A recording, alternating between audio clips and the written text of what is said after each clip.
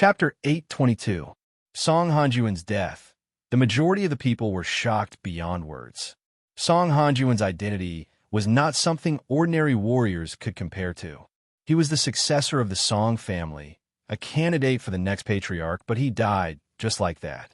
It was too fast, catching everyone off guard and causing them to suck in a breath of cold air.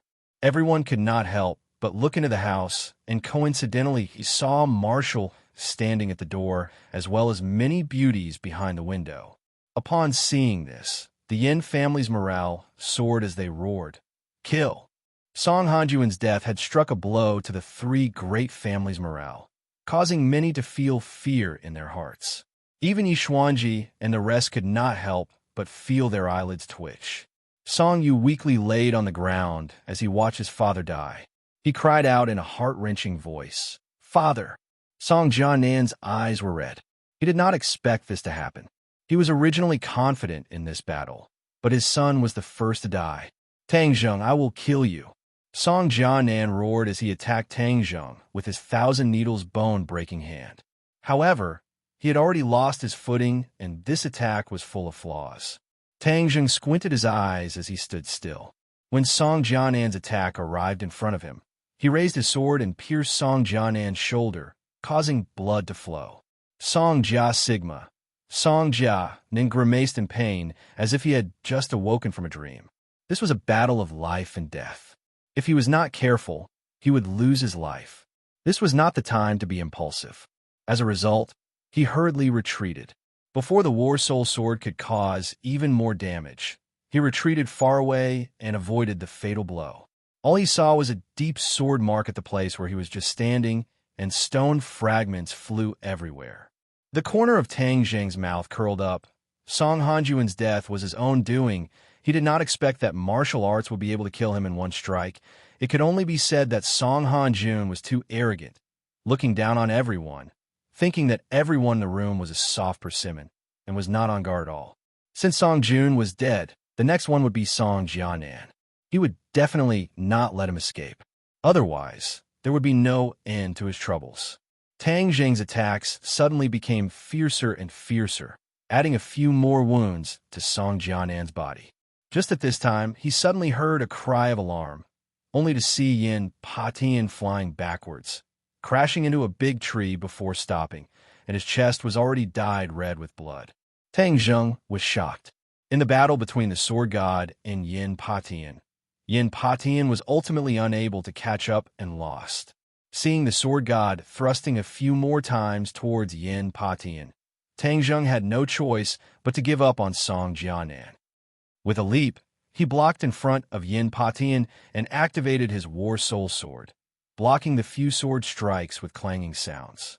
Yin Potion's face was a little pale, and his expression was dejected as he said, "I'm really useless. I actually still lost to him. His sword techniques are truly exquisite and powerful." Tang Zheng asked with concern, "Senior Yin, how are you feeling?" Yin Patian said dejectedly, "I won't die yet, don't worry." Tang Zheng heaved a sigh of relief and said, "You rest first. I'll take care of the Sword God." Yin Patian did not know what Tang Zheng's cultivation level was, so he could only warn him, "Then be careful. The Sword God's sword technique is indeed worthy of its reputation. It is truly powerful." The Sword God stood 3 meters away, staring at Tang Zheng with a burning gaze, and said, "If you want to go up, then come." Tang Zheng raised his sword and attacked, only to see 13 sword chis arriving in the blink of an eye. He could only use his sword to block, but these 13 sword chis were endless, rising and falling one after another. These were the 13 moves of the 13 swords. They were the same 13 moves over and over again, but in the hands of the Sword God, their power was enormous and mighty. Tang Zheng blocked the first few moves, but the ones behind came again, causing him to be flustered. Holy Armor Shield.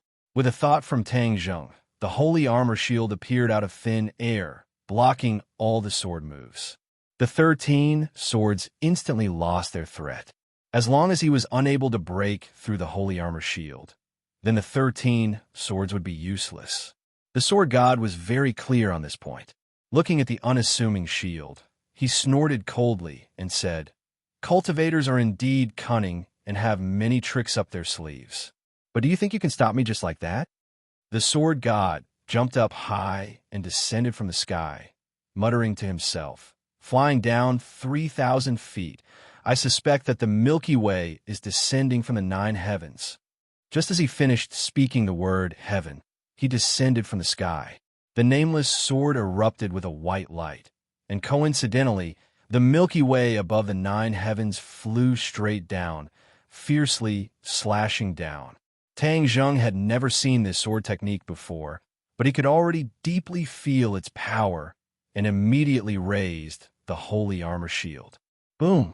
The holy armor shield almost fell out of his hands. At the last moment, Tang Zheng clenched his teeth and held on, grabbing onto the holy armor shield, but his body flew far away along with the holy armor shield, and only stopped after smashing into a big tree. Puff! Spitting out a mouthful of blood, Tang Zheng struggled to get up. Without a doubt, this sword technique of the sword god was more powerful than the 13 swords from before. It was grand and majestic, as if it could communicate with the heaven and earth and draw the power of the heaven and earth for its own use. The sword god's face revealed a somewhat complacent expression as he gently stroked the nameless sword in his hand. The nameless sword was just an ordinary wooden sword, but in the hands of the sword god, it was a treasured sword comparable to a peerless divine weapon. The others were also frightened by this sword. Facing this sword, many people did not even dare to think of resisting, but Tang Zheng stubbornly resisted it. This already showed that Tang Zheng was very powerful. The people of the 3 great clans were all pleasantly surprised. The power of the sword god was indeed unparalleled. This time, Tang Zheng was dead for sure. Song Jinan's face was ashen, his hands clenched into fists, and he muttered, "Kill, kill, kill, you must kill Tang Zheng." Even the calm Empyrean fairy and Marshall had a strange expression on their faces. Marshall was shocked. She did not expect the sword god's sword technique to be so domineering. As for the Empyrean fairy, her eyelids twitched slightly and then returned to normal. She muttered to herself, "This person's sword technique has indeed reached a higher level. He has glimpsed the profound meaning of sword techniques and is only a step away from the Martial King realm." The Martial King realm was one level higher than the Grandmaster realm. Many warriors did not even dare to dream of it, and countless Grandmaster warriors stopped at the threshold of the Martial King realm. To cross this threshold, not only did it depend on oneself, one's diligence, and most importantly, one's luck. If one did not have a suitable opportunity, it would be difficult to cross this threshold in one's lifetime. However, in the eyes of the Empyrean fairy, the sword god had a chance to cross this threshold, not only because of his cultivation in sword techniques, but also because of his extremely firm heart toward sword techniques. He was a person who was addicted to the sword, and all his thoughts were on the sword, without any distractions. If this kind of person could not succeed, then others would not have a chance. Tang Zheng stared at the sword god in disbelief. He was sure that he had never seen this sword technique before, so he asked in a deep voice, "What sword technique is this?" "Ninth heaven falling galaxy," the sword god replied. Tang Zheng immediately thought of the poem he had just recited, "Flying down 3,000 feet, like the Milky Way falling from the 9th heaven." Without a doubt, the 9 heavens Milky Way fall sword art was comprehended from this poem. This was a true master of sword arts, who could comprehend a sword art from a poem. "How does it taste?" the sword god asked. "Very good, I want to taste it again." Tang Zheng roared and rushed up again. This time, he changed from defense to offense. All of his sword techniques were sharp. Not only did he use the heaven-flying immortal sword technique, but he also used the wind-chasing sword technique. His sword techniques were complicated, and his sword chi was unhindered, dazzling the eyes. The sword god had secretly looked at Yi Ding-dong's wind-chasing sword technique and said in surprise, "So you and that little girl both know this sword technique, but it is obvious that the little girl's attainment in this sword technique is higher than yours." Yi Ding-dang had been practicing the wind-chasing sword technique, and she also had the breeze sword, so the power she displayed was naturally greater than Tang Zheng's. The sword god had a pair of fiery eyes, so he could see who was better at a glance. The sword god also quickly used his sword. The ninth heaven falling galaxy sword technique was majestic and grand, and its power was peerless. It had the power to sweep through everything, making Tang Zheng rather passive. After a round of battle, Tang Zheng was actually retreating step by step. The sword god's sword was very fast. Before the first strike was finished, another strike was raised. Even his eyes were filled with swords, extremely sharp. Seeing that, the people from the three great families cheered. Some of them were already shouting excitedly, thinking that they were bound to win. Tang Zheng knew that things were not good. If he continued to be passive, the situation would be even worse. Seeing the sword god thrusting his sword at him again, Tang Zheng stretched out his hand and actually brushed past the sword edge, trying to grab onto the sword god's hand. Obviously, the War Soul Sword could not do anything to the sword god, so he could only use the sky swallowing technique. However, the sword god was extremely sharp. With a shake of his arm, the nameless sword smashed into Tang Zheng's palm. A terrifying power was transmitted to his palm, as if it wanted to shatter his body and shatter his bones.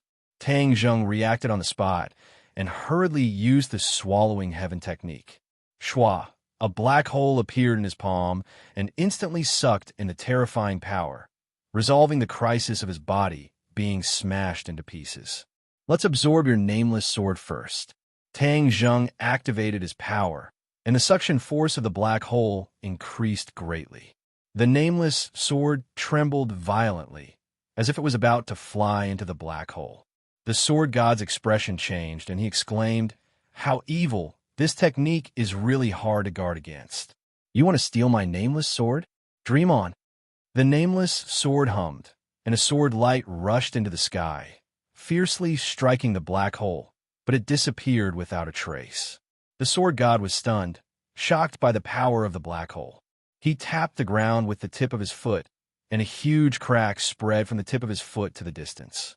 He had already retreated more than 10 meters with the nameless sword, escaping from the black hole. This series of attacks and counterattacks flowed like water, beautiful and unrestrained. It did not look like a simple sword technique, but an art. It was refreshing. However, under the beautiful appearance, there was often danger. This beautiful nine-heaven galaxy fall sword technique hid an indescribable danger. "What technique is this?" the sword god asked solemnly. "Sky-swallowing technique." "Humph, what an arrogant name. Then let's see if your sky-swallowing technique or my nameless sword is stronger." The sword god snorted and attacked fearlessly again. This time, his footsteps were extremely strange. He did not walk straight, but instead curved and curved, as if he was swimming. However, Tang Zheng immediately rejected this idea. This was not a snake, but the way he moved forward. Water was formless, and the nine heavens galaxy fall sword technique was to turn the sword into water. Water had no fixed momentum, so the sword technique naturally had no fixed momentum. Chapter 823. The sword had no fixed momentum, and the man had no fixed whereabouts. In an instant, the sword god successfully dodged the sky swallowing technique, and the nameless sword went straight for Tang Zheng's vitals. Tang Zheng raised his palms and tried to clamp the nameless sword. The sword chi rippled, and Tang Zheng's palms involuntarily parted. The nameless sword went straight for Tang Zheng's heart. Tang Zheng quickly retreated and raised his palms in front of his chest again. He finally managed to clamp the nameless sword. His chest heaved up and down as if his heart was about to jump out. The nameless sword was still a hair's breadth away from piercing his chest.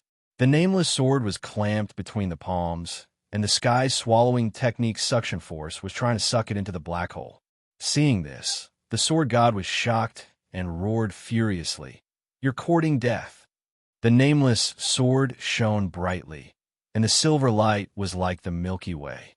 Thousands of sword chi poured out in all directions. Puff, puff, puff. The surrounding flowers, trees, buildings, and people were all affected by the sword chi. The flowers and trees were cut in half, and the buildings were riddled with holes. A few people immediately had deep bloody holes on their bodies, and they fell to the ground dead. Retreat! Someone yelled and hurriedly retreated until they were dozens of meters away. Then they stopped and looked at the scene in shock. Everywhere the sword chi passed, it was a mess. There were many casualties. Even the ground was cracked by the sword chi, as if there was an earthquake. But what was surprising was that Tang Zheng's villa was so close, but it was not damaged in the slightest. When the invisible sword chi reached the villa, it instantly disappeared, as if it had never appeared. Many people were shocked and looked at the women standing behind the window in disbelief. Could there be an expert hiding in the villa? Otherwise, how could she so easily dissolve the sword god's sword chi? Perhaps even the few martial masters present would not be able to do this as easily as lifting a heavy weight. Without a doubt, the sword chi had been dissolved by the Empyrean fairy without leaving a trace. The Empyrean fairy looked surprised. She stared at the sword god and murmured, "This person's swordsmanship is exquisite and powerful. I'm afraid Tang Zheng is in danger."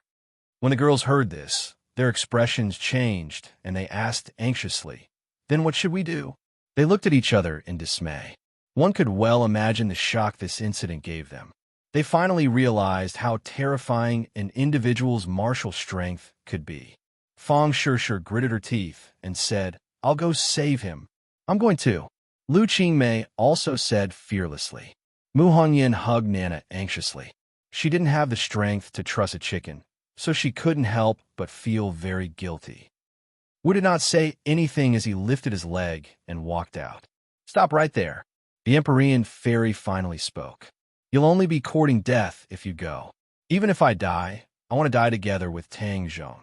Fang Shishir stubbornly said. Lu Qingmei and Wu's identities were awkward, so they couldn't say it directly. However, the meaning between their eyebrows was more or less the same. The Empyrean fairy helplessly sighed and said, "With me here, he won't die." The girls all knew that the Empyrean fairy was powerful. Seeing her solemn vow, they couldn't help but be overjoyed. They nervously asked, "Really?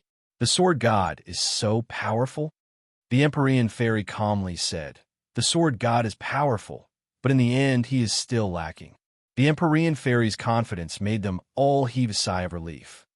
"Look, Tang Zheng is already in danger. I beg you to quickly take action." Lu Qingmei finally couldn't hold back and earnestly advised, "There is a limit to a person's strength. Only by breaking through the limit will there be great gains. Tang Zheng has not reached his limit. If I were to take action now, he would be able to survive. However, it would be a huge loss to waste the opportunity to fight a life and death battle with such an expert." The Empyrean fairy lightly said. Seeing that her words were reasonable, although they were worried, they didn't dare to persuade her anymore. They could only stare at the battlefield with their fists tightly clenched. The others also stared at the battlefield. Even the killing between them had weakened a lot. Yi Dingdang was worried about Tang Zheng. When she saw his urgent situation, she was extremely worried. Thus, she let out a low roar, and the wind-chasing sword technique became even more fierce and strange, forcing Yi Tianming to stagger back. Finally, Yi Tianming revealed a flaw. The clear wind sword was peerlessly fast. In an instant, it was pressed against his chest. Blood flowed out. With one more stab, it would pierce through his heart. "Ding dang don't!" Yi Tianlei roared and hurriedly stopped his daughter. Yi Tianming saw the opportunity and escaped from the clear wind sword, saving his life. "Ding dang, don't kill him." Yi Tianlei grabbed his daughter's hand and anxiously shook his head. "After all, he is your uncle." Although Yi Tianlei had left the Ye family again, he still had feelings for the Ye family. Yi Tianming was his elder brother. Other than respect, he also had deep feelings for him. Moreover, if Yi Dingdang really killed Yi Tianming, it would be considered an offense. Her reputation would not be good. She didn't want her daughter to bear such a bad reputation. Yi Dingdang looked at her father and complained, "They don't treat you as a member of the Ye family." Yi Tianlei smiled bitterly and said, "They are them and I am me. I don't have to ask them to do things according to my style. But you're my daughter. I don't want you to make a big mistake." Yi Dingdang was very smart. Although she was unwilling, she understood her father's painstaking efforts. She nodded helplessly and said, "Okay, I will listen to you." Yi Tianming's face was gloomy. It was like the sky in June with dark clouds. It was extremely ferocious. He clenched his teeth, and his hands were trembling. He had actually lost to a junior, and even needed Yi Tianlei to plead for him to live. This was simply a great humiliation. In the past, he schemed to frame Yi Tianlei and caused him to be expelled from the family. He lost the qualification to compete for the position of the head of the family. Therefore, he had always looked down on Yi Tianlei and had a deep hostility towards Yi Tianlei. This time, Yi Tianlei's return made him even more flustered. The future position of the head of the family was almost taken away by Yi Tianlei.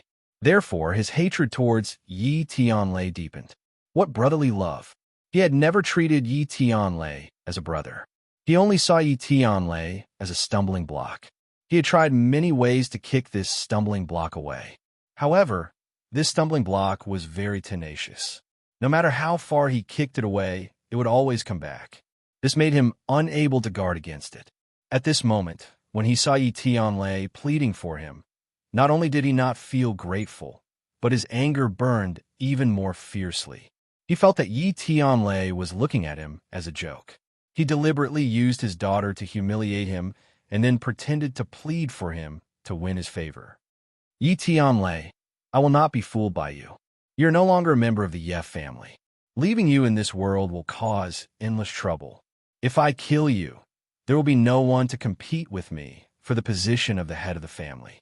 Yi Tianming's eyes were red and flashed with the sparks of hatred. He raised his long sword and stabbed Yi Tianlei's back. Puff! The long sword stabbed and blood immediately came out. Yi Tianlei screamed in pain and exclaimed in disbelief, "Big brother, Yi Tianlei, I want you dead." Yi Tianming roared hysterically. Yi Dingdang originally dispelled her killing intent, but seeing this scene, her anger surged to the top of her head with a so sound. Her killing intent surged as she shouted, "Shameless bastard, go die."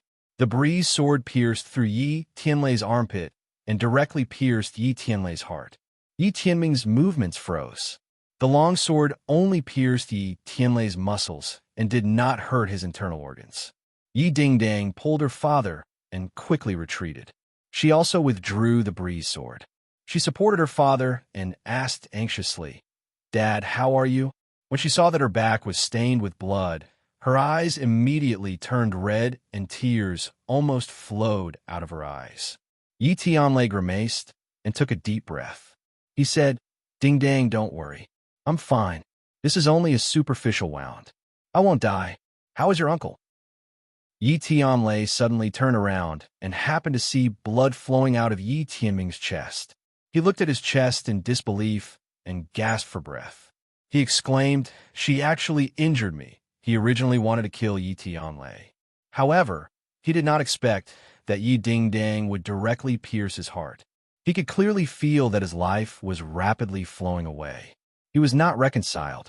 It was clearly him who wanted to kill. Why was it that he was killed by this little girl? He suddenly raised his head and angrily stared at Yi Dingdang. He said, "You dare to kill me?" Although Yi Dingdang's heart could not bear it. She remembered that he had sneak attacked her father, and her father had almost died under his sword. This trace of pity was thrown to the back of her mind.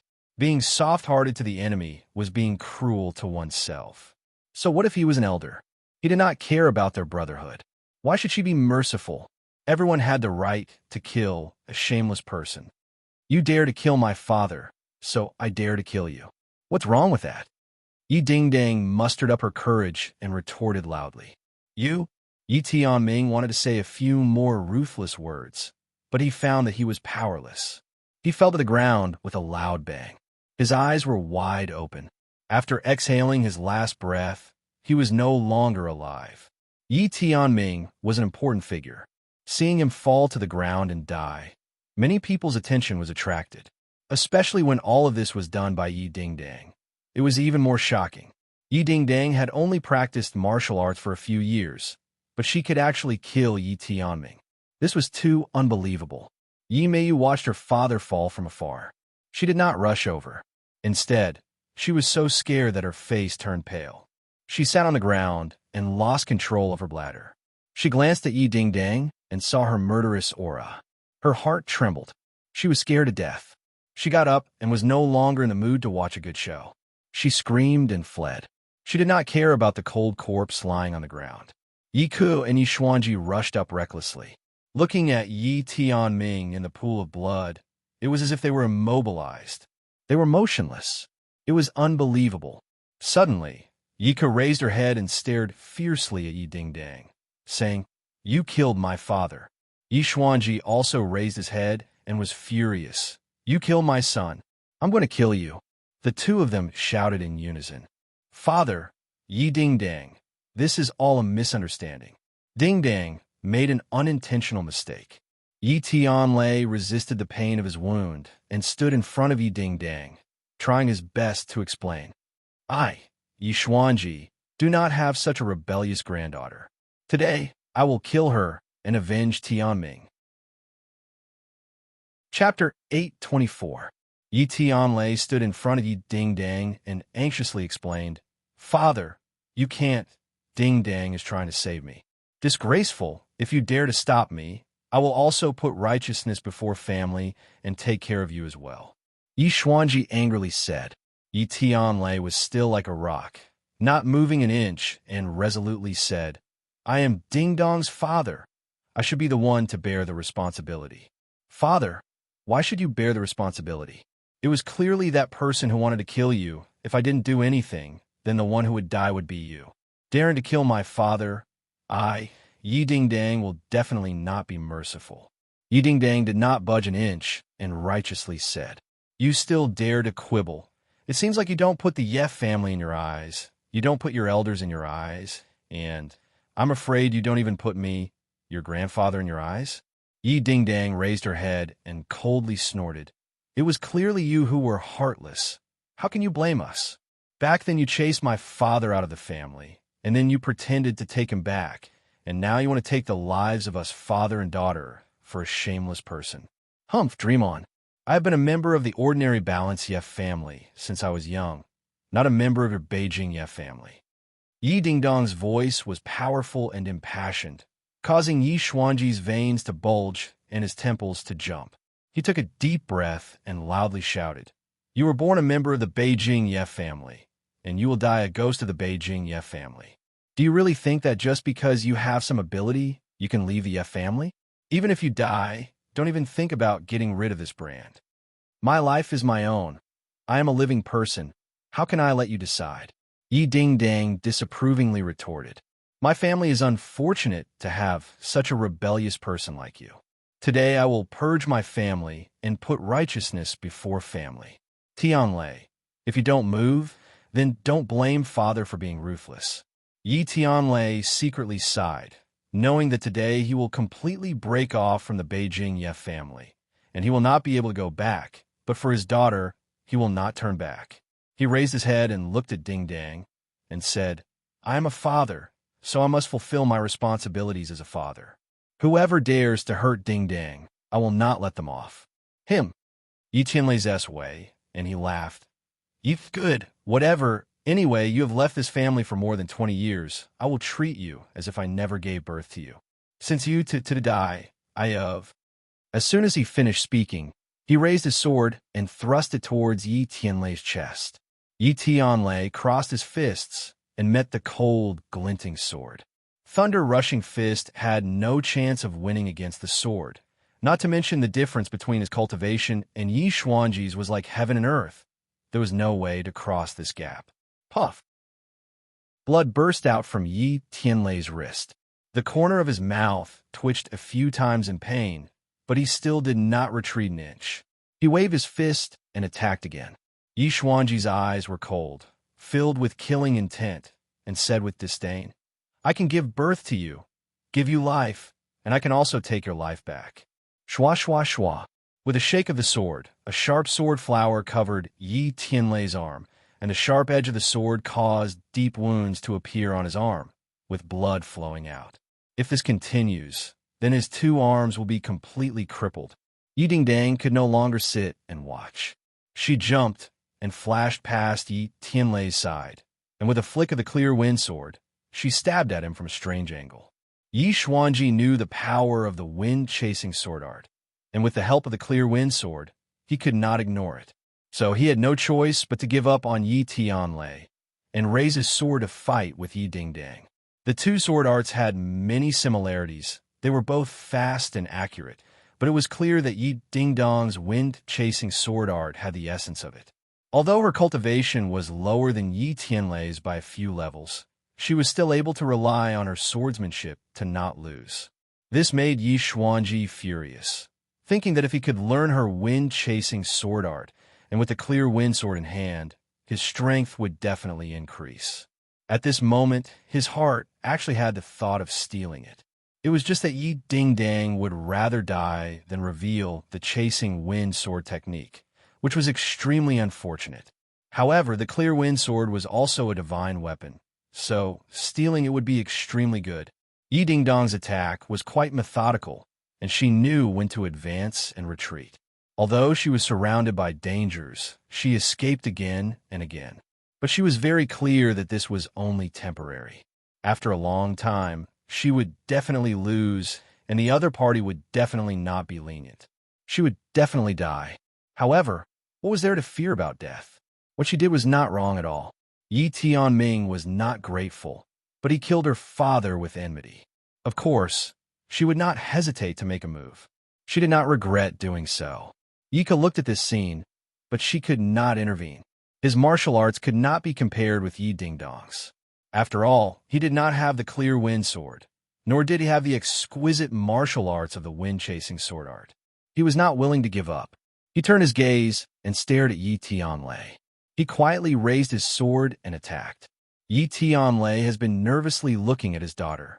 He almost did not notice this silent attack. He narrowly avoided the sword and looked at Yi Ku incredulously.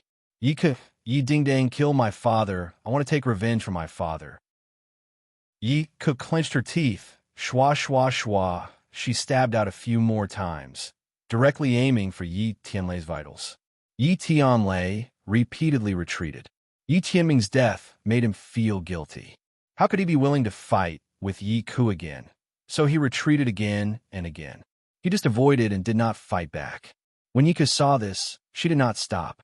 Instead, her attacks became more and more fierce, making Yi Tianlei in danger. But Yi Tianlei's martial arts were much higher than his. Although he suffered, Yi Ku could not hurt him. Yi Dingdang struggled, gritted her teeth, and sweated, but she did not compromise and beg for mercy. Her energy consumption was quite large, and her movements slowed down involuntarily, becoming more and more dangerous. At the same time, the battle between Tang Zheng and the sword god had entered a white-hot stage. He held the nameless sword in both hands to prevent it from piercing his chest, but the sharp sword chi on the sword made his hand painful. If it was not for the attractive force of the swallowing the sky technique to firmly resist the sword chi, his hand would have been ruined. The two people have been in a stalemate for a long time. The surrounding area was seriously affected and was razed to the ground. In fact, many people understood that the final result of this battle would depend on the outcome of the two people. Suddenly, there was a roar, and the sword light of the nameless sword. With a bang, Tang Zheng flew out and broke a few trees before stopping. His hands were bloody, and the white bones inside could almost be seen. Hiss! Tang Zheng kept sucking in cold air. Looking at his almost ruined palm, he almost could not recognize it. The sword chi of the nameless sword was too powerful. In the end, the swallowing the sky technique did not suck away the nameless sword. Instead, the nameless sword almost ruined his hands. The sword god suddenly arrived and stood in front of Tang Zheng. He looked at him condescendingly and said, "Today, I will avenge my disciple. Go to hell." Tang Zheng smiled jokingly and said, "Even now, you still don't believe my words.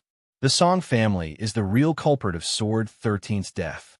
If they did not avoid it, how could Sword 13 fight with me alone? In order to hide it from you, the Song family did not hesitate to kill all the servants present. You are the sword god, but in the end, you are blinded and confused."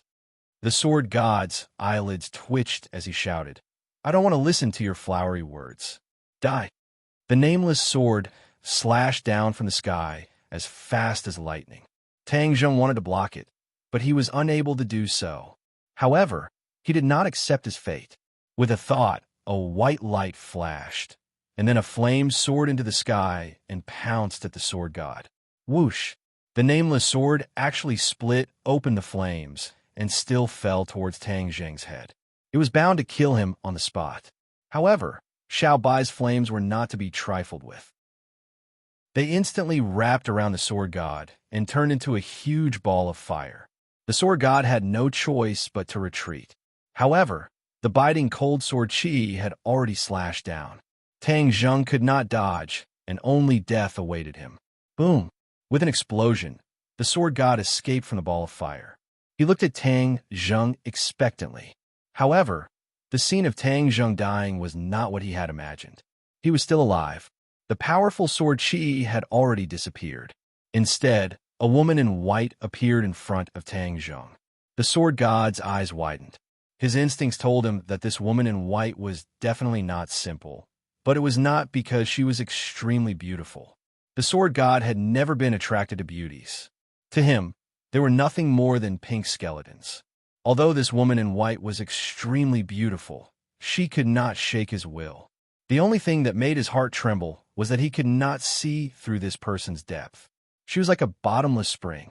No matter how hard he tried, he could not see through her. Without a doubt, Tang Zheng's narrow escape from death was related to this person. The sword mark asked in a low voice, "Who are you?" The Empyrean fairy did not pay attention to him. Instead, she turned to Tang Zheng and said, "Take the 9 transformations soul return pill and your injuries will be healed." Not only did Tang Zheng suffer from external injuries, the injuries to his internal organs were also not light. If he were to recuperate normally, he would need 10 days to half a month to recover. After hearing the Empyrean fairy's words, he quickly took out a 9 transformations soul return pill and swallowed it. Immediately, his mangled palms recovered at a speed visible to the naked eye. The injuries in his body were also quickly healed. After a while, he was as lively as a dragon and as lively as a tiger. There was not a single injury on him. Tang Zheng was in high spirits. This 9 transformations soul return pill was too miraculous. It could revive a dead person and regrow flesh and bones. It was not an exaggeration, but a real effect that could be achieved. The sword god did not pay attention to Tang Zheng's injuries. He only stared at the Empyrean fairy's back. This person dared to turn her back to him. Didn't this mean that she did not put him in her eyes? In this world, no one had ever dared to treat him, the sword god, so this was the greatest insult to him. He was so angry that he stomped his feet and shouted, "Tell me your name. Who are you?" The sword god had challenged countless experts since the day he made his debut. That was how he became the sword god. However, when facing this woman in white, he did not dare to charge at her directly. There was a faint feeling of fear in his heart. What was going on? Other than facing the High Lords, he had never had such a thought. Could it be that this woman in white was on par with the sect leader? Chapter 825. The Empyrean fairy slowly turned around and calmly looked at the sword god. "You're not my match. I advise you not to make a move. Otherwise, you'll be the one to suffer." Her tone was extremely calm, but the words deeply provoked the sword god. He said fiercely, so young, yet so arrogant and conceited. The Empyrean fairy couldn't be bothered to argue. She only glanced at Tang Zheng. Seeing that he was fine, she said, "You're not the sword god's match." Tang Zheng wasn't discouraged. The sword god was an expert who had been famous for a long time. It was only natural that he wasn't his match. However, he had learned a lot from the battle of life and death just now. The sword god won't give up. Then I'll leave it to you, Tang Zheng said. The Empyrean fairy's lips curled into a smile. Isn't this bullying? These words provoked the sword god even more. Even the people in the surroundings had mixed feelings. Some people sucked in cold breaths. They felt that this white-clothed woman didn't know the difference between life and death. Some people stared at her, wondering if she was really hiding her strength. Of course, there were even more people who were subdued by her beauty. This fairy-like appearance and temperament made others feel inferior. They couldn't help but lower their heads. In short, one circle plus. These words stirred up 1,000 waves. Everyone's attention was drawn to this area. Since that's the case, let's see what kind of ability you have. The sword god took a deep breath. The nameless sword blazed with sword light and rushed into the sky. 9 heavens, silver fall. The momentum was boundless. It charged forward and viciously chopped down at the Empyrean fairy's head. The Empyrean fairy was unmoved. It was as if she didn't see it at all. She was calm and collected. The sword energy swept out like a raging storm. It arrived above the Empyrean fairy's head in the blink of an eye. The Empyrean fairy didn't even look up. She only raised her arms slightly. Ka! With a crisp sound, the Empyrean fairy caught the nameless sword between her slender fingers. All the violent sword chi immediately disappeared, and the nameless sword turned back into an ordinary wooden sword. The sword god's complexion changed greatly, becoming incomparably pale. His peerlessly powerful 9th heaven Milky Way fall was actually so easily broken by her. One move. In just one move, he had been defeated. He had been utterly defeated and despaired. The Empyrean fairy looked at the god of swords and asked, "Do you believe me now?" The sword god was silent. Many others were so frightened that they sat on the ground. This scene was too terrifying. The sword god, who was high and mighty in their eyes, was actually unable to withstand a single move from this white-clothed woman.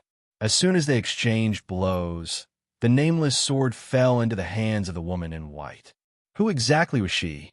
Everyone couldn't help but look at Tang Zheng. Where did he find such a terrifying woman? What was their relationship? Could it be that she was also one of the mistresses in the Golden House? Then Tang Zheng was simply too lucky with women. Everyone had mixed feelings.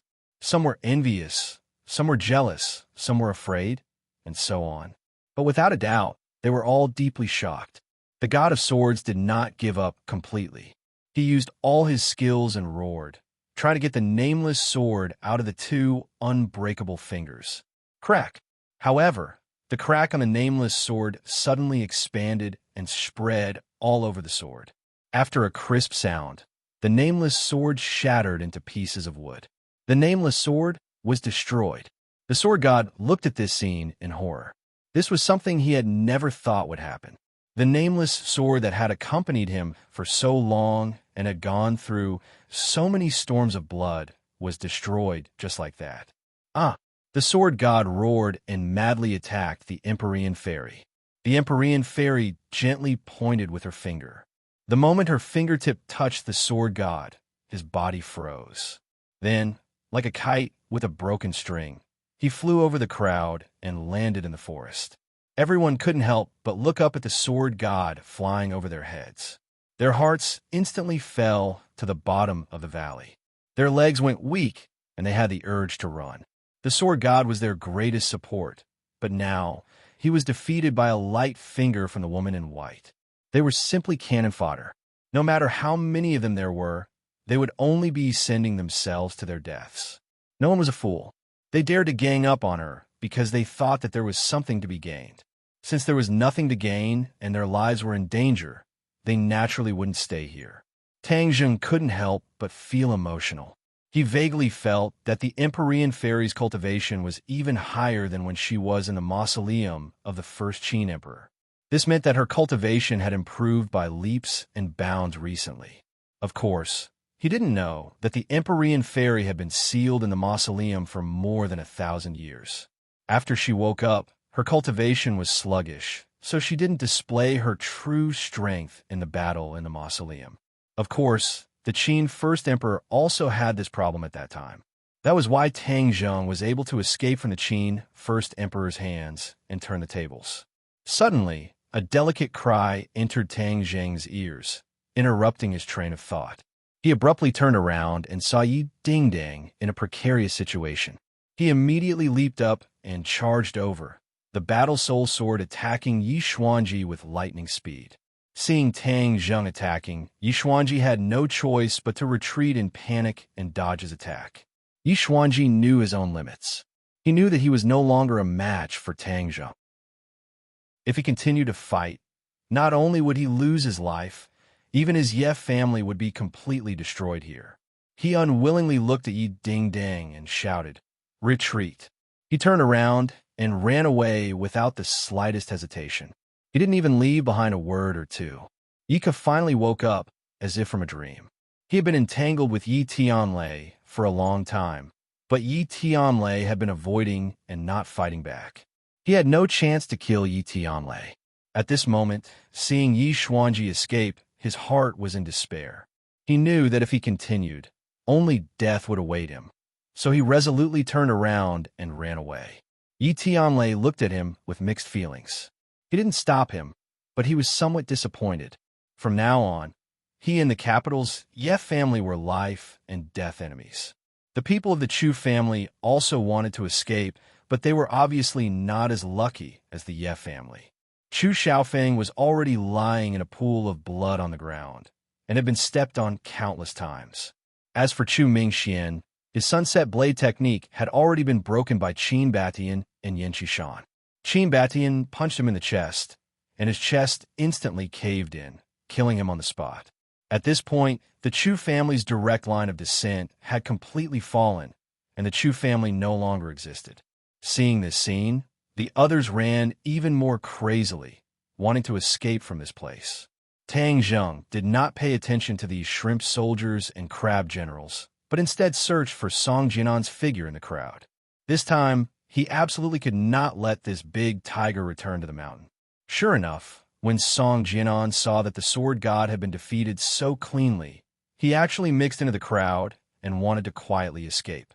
Tang Zheng snorted coldly. His figure flashed and chased after him, shouting, "Song Jianan, where are you running to?"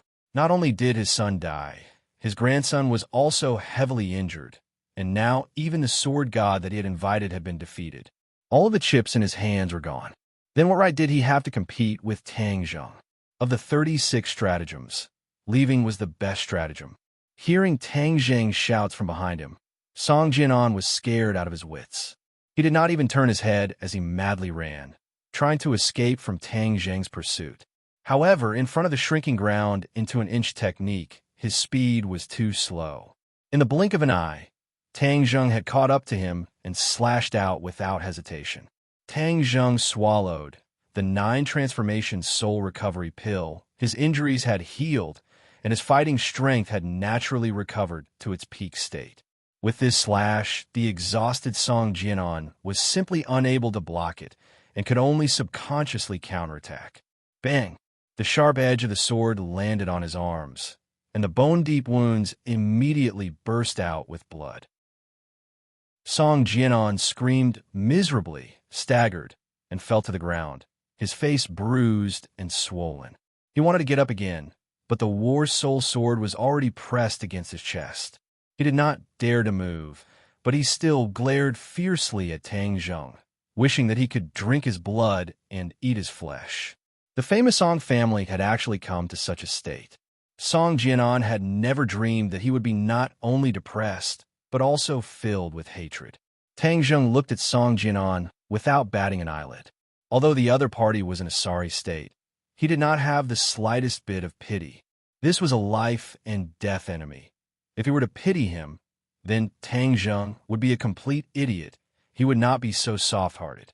If not for the Song family repeatedly forcing them, why would the two sides have reached this step?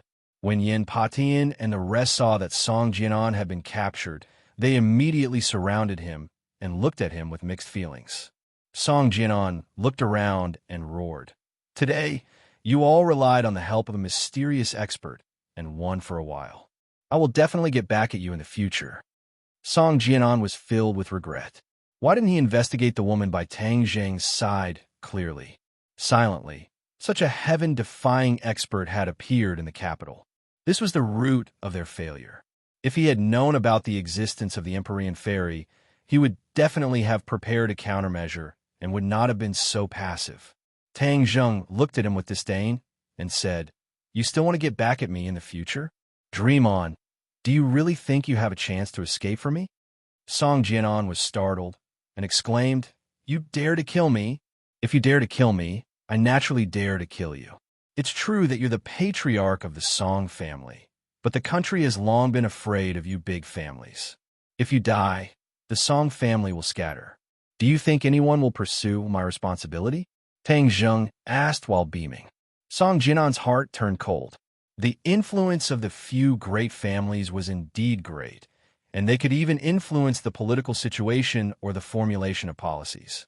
However, relying on their luxuriant foliage and deep-rooted roots, the authorities could not do anything to them. However, he must have hated them to the bones for a long time. He wished that they would all collapse so that the authorities could take over many of their businesses. The existence of the few great clans was a product of history and was not something that happened overnight. However, a great clan would need dozens or hundreds of years to develop and strengthen. But if it was destroyed, it could be done in an instant. This was something that had been proven through historical practice. Song Jianan was very clear on this point, so the fluke in his heart had already vanished into thin air, and his face was lifeless. Tang Zheng did not want to waste words with him, and directly said, "You brought all of this upon yourself. If not for your Song family repeatedly trying to kill me, how could I have destroyed your Song family? Go to hell." Puff.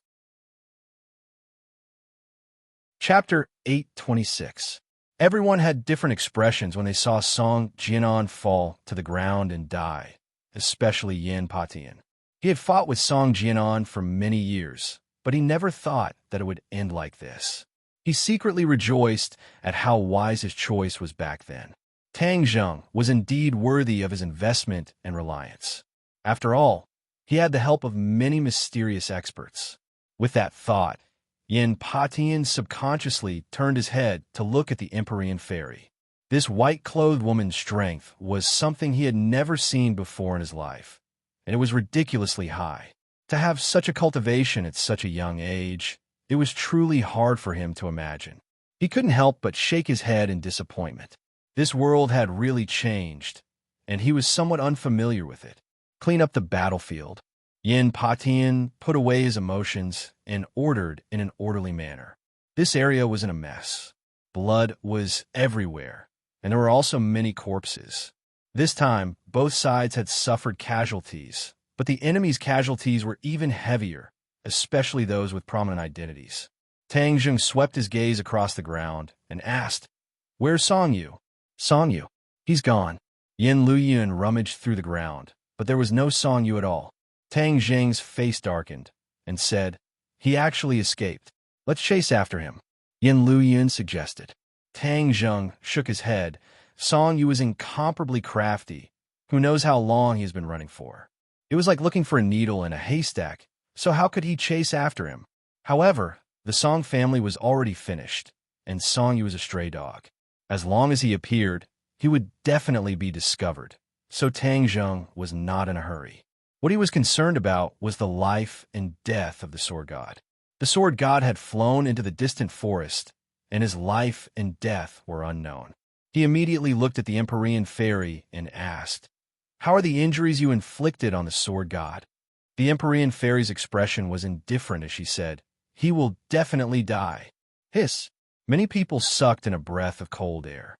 Such a simple strike was actually able to kill the sword god without a doubt. How powerful was this confidence and strength? It made people feel ashamed of their inferiority. Tang Zheng believed in the Empyrean fairy's strength, but he wanted to confirm it. "I'll go and take a look. I'll go with you." Yin Patian impatiently followed. When the two of them arrived at the small forest, it was completely empty. There was only a pool of blood left on the ground. Just now, the sword god had fallen here. It seemed like he still had a breath of life left and had desperately escaped. But since the Empyrean fairy had already decided to end his life, Tang Zheng did not want to dwell on this issue. Yin Potion's injuries were not heavy. Looking at the blood, he looked around and asked with a sigh, the insufferably arrogant sword god was defeated so badly. "Your friend said that the sword god will definitely die. Do you think that's believable?" Yin Patian did not understand Empyrean fairy's strength, so he asked. Tang Zheng nodded solemnly. Yes. Yin Patian was flabbergasted. The sword god was sentenced to death just like that. He sighed and asked nervously, "May I ask who that white-clothed woman is?" "Her name is Fu Yao, and she's my friend. She's staying here temporarily." Fu Yao. Yin Patian firmly remembered this name, but there were no legends about this name in the martial arts world. However, in the future, the world would definitely know that the famous sword god was killed by a white-clothed woman. When the two of them returned to the villa, everyone was busy cleaning up the battlefield. With such a huge battle, the police did not come, giving them enough time. Otherwise, it would definitely cause panic. Empyrean Fairy had already returned to the villa, and the other women carefully walked out. Looking at the mess in front of them, other than Marshall, the others felt their stomachs churn and had the urge to do evil. "Are you guys all right?" Tang Zheng saw their pale faces and hurriedly asked. The few of them stammered and shook their heads, saying that they were fine. Since the Empyrean Fairy had pointed out that Tang Zheng's intention of leaving them behind was to train them and let them adapt to this kind of scene, naturally no one would back down. Tang Zheng heaved a sigh of relief. The impact of all of this on them was self-evident, but he didn't have any good ideas. He could only use such a crude method to teach them a lesson. "We weren't able to help you." Feng Shishir was the first to reflect on herself in shame. The others were all worried. Tang Zheng smiled faintly and said, "There's no need for you to do anything to take care of them." The few of them had resentful expressions on their faces as their gazes involuntarily landed on Yi Dingdong's body. Without a doubt, Yi Dingdong's valiant and heroic appearance had left a deep impression on them, causing them to feel ashamed of their inferiority. Yi Dingdang was also a woman, so how could she be so powerful? Helping Tang Zheng? Actually, this was not to say that they were cowards, but rather that the education they received and the environment they grew up in was different. Yi Dingdang was from a martial arts family and had practiced martial arts since she was young. Brandishing blades and guns, fighting and killing was a common thing.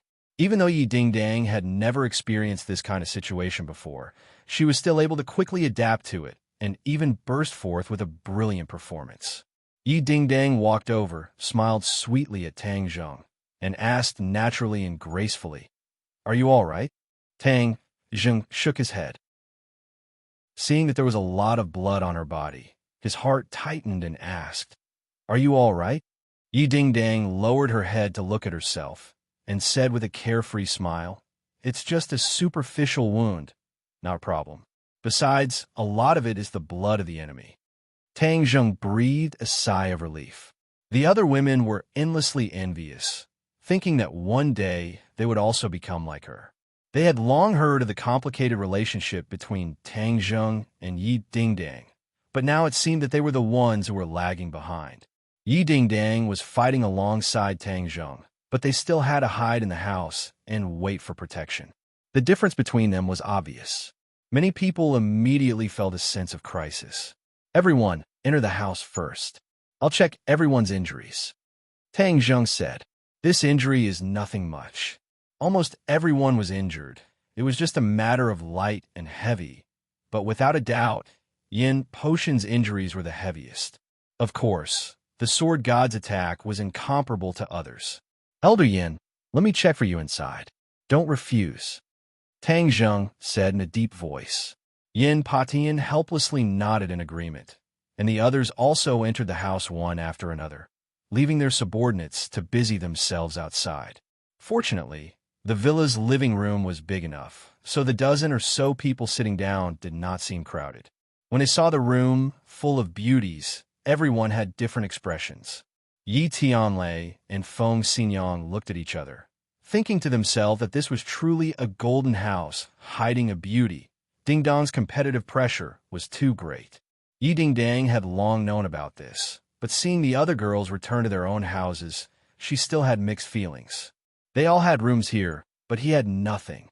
For a moment, she couldn't help but feel empty. But soon, she changed her mind.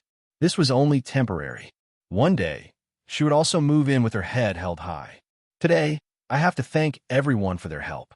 If it wasn't for all of you, it would be hard for me to imagine what kind of scene it would be." Tang Zheng cupped his fists and thanked them politely. Qin Batian was straightforward by nature. He waved his hand and said, "Young Master Tang, You are too courteous. Your matter is my matter. If someone in the capital wants to deal with you, how can I just stand by and watch? Qin Batian had once sworn to protect Tang Zheng with his life, so Tang Zheng was rather grateful to him and nodded his head heavily to express his gratitude. Yi Tianlei's expression was resentful, pained, and embarrassed.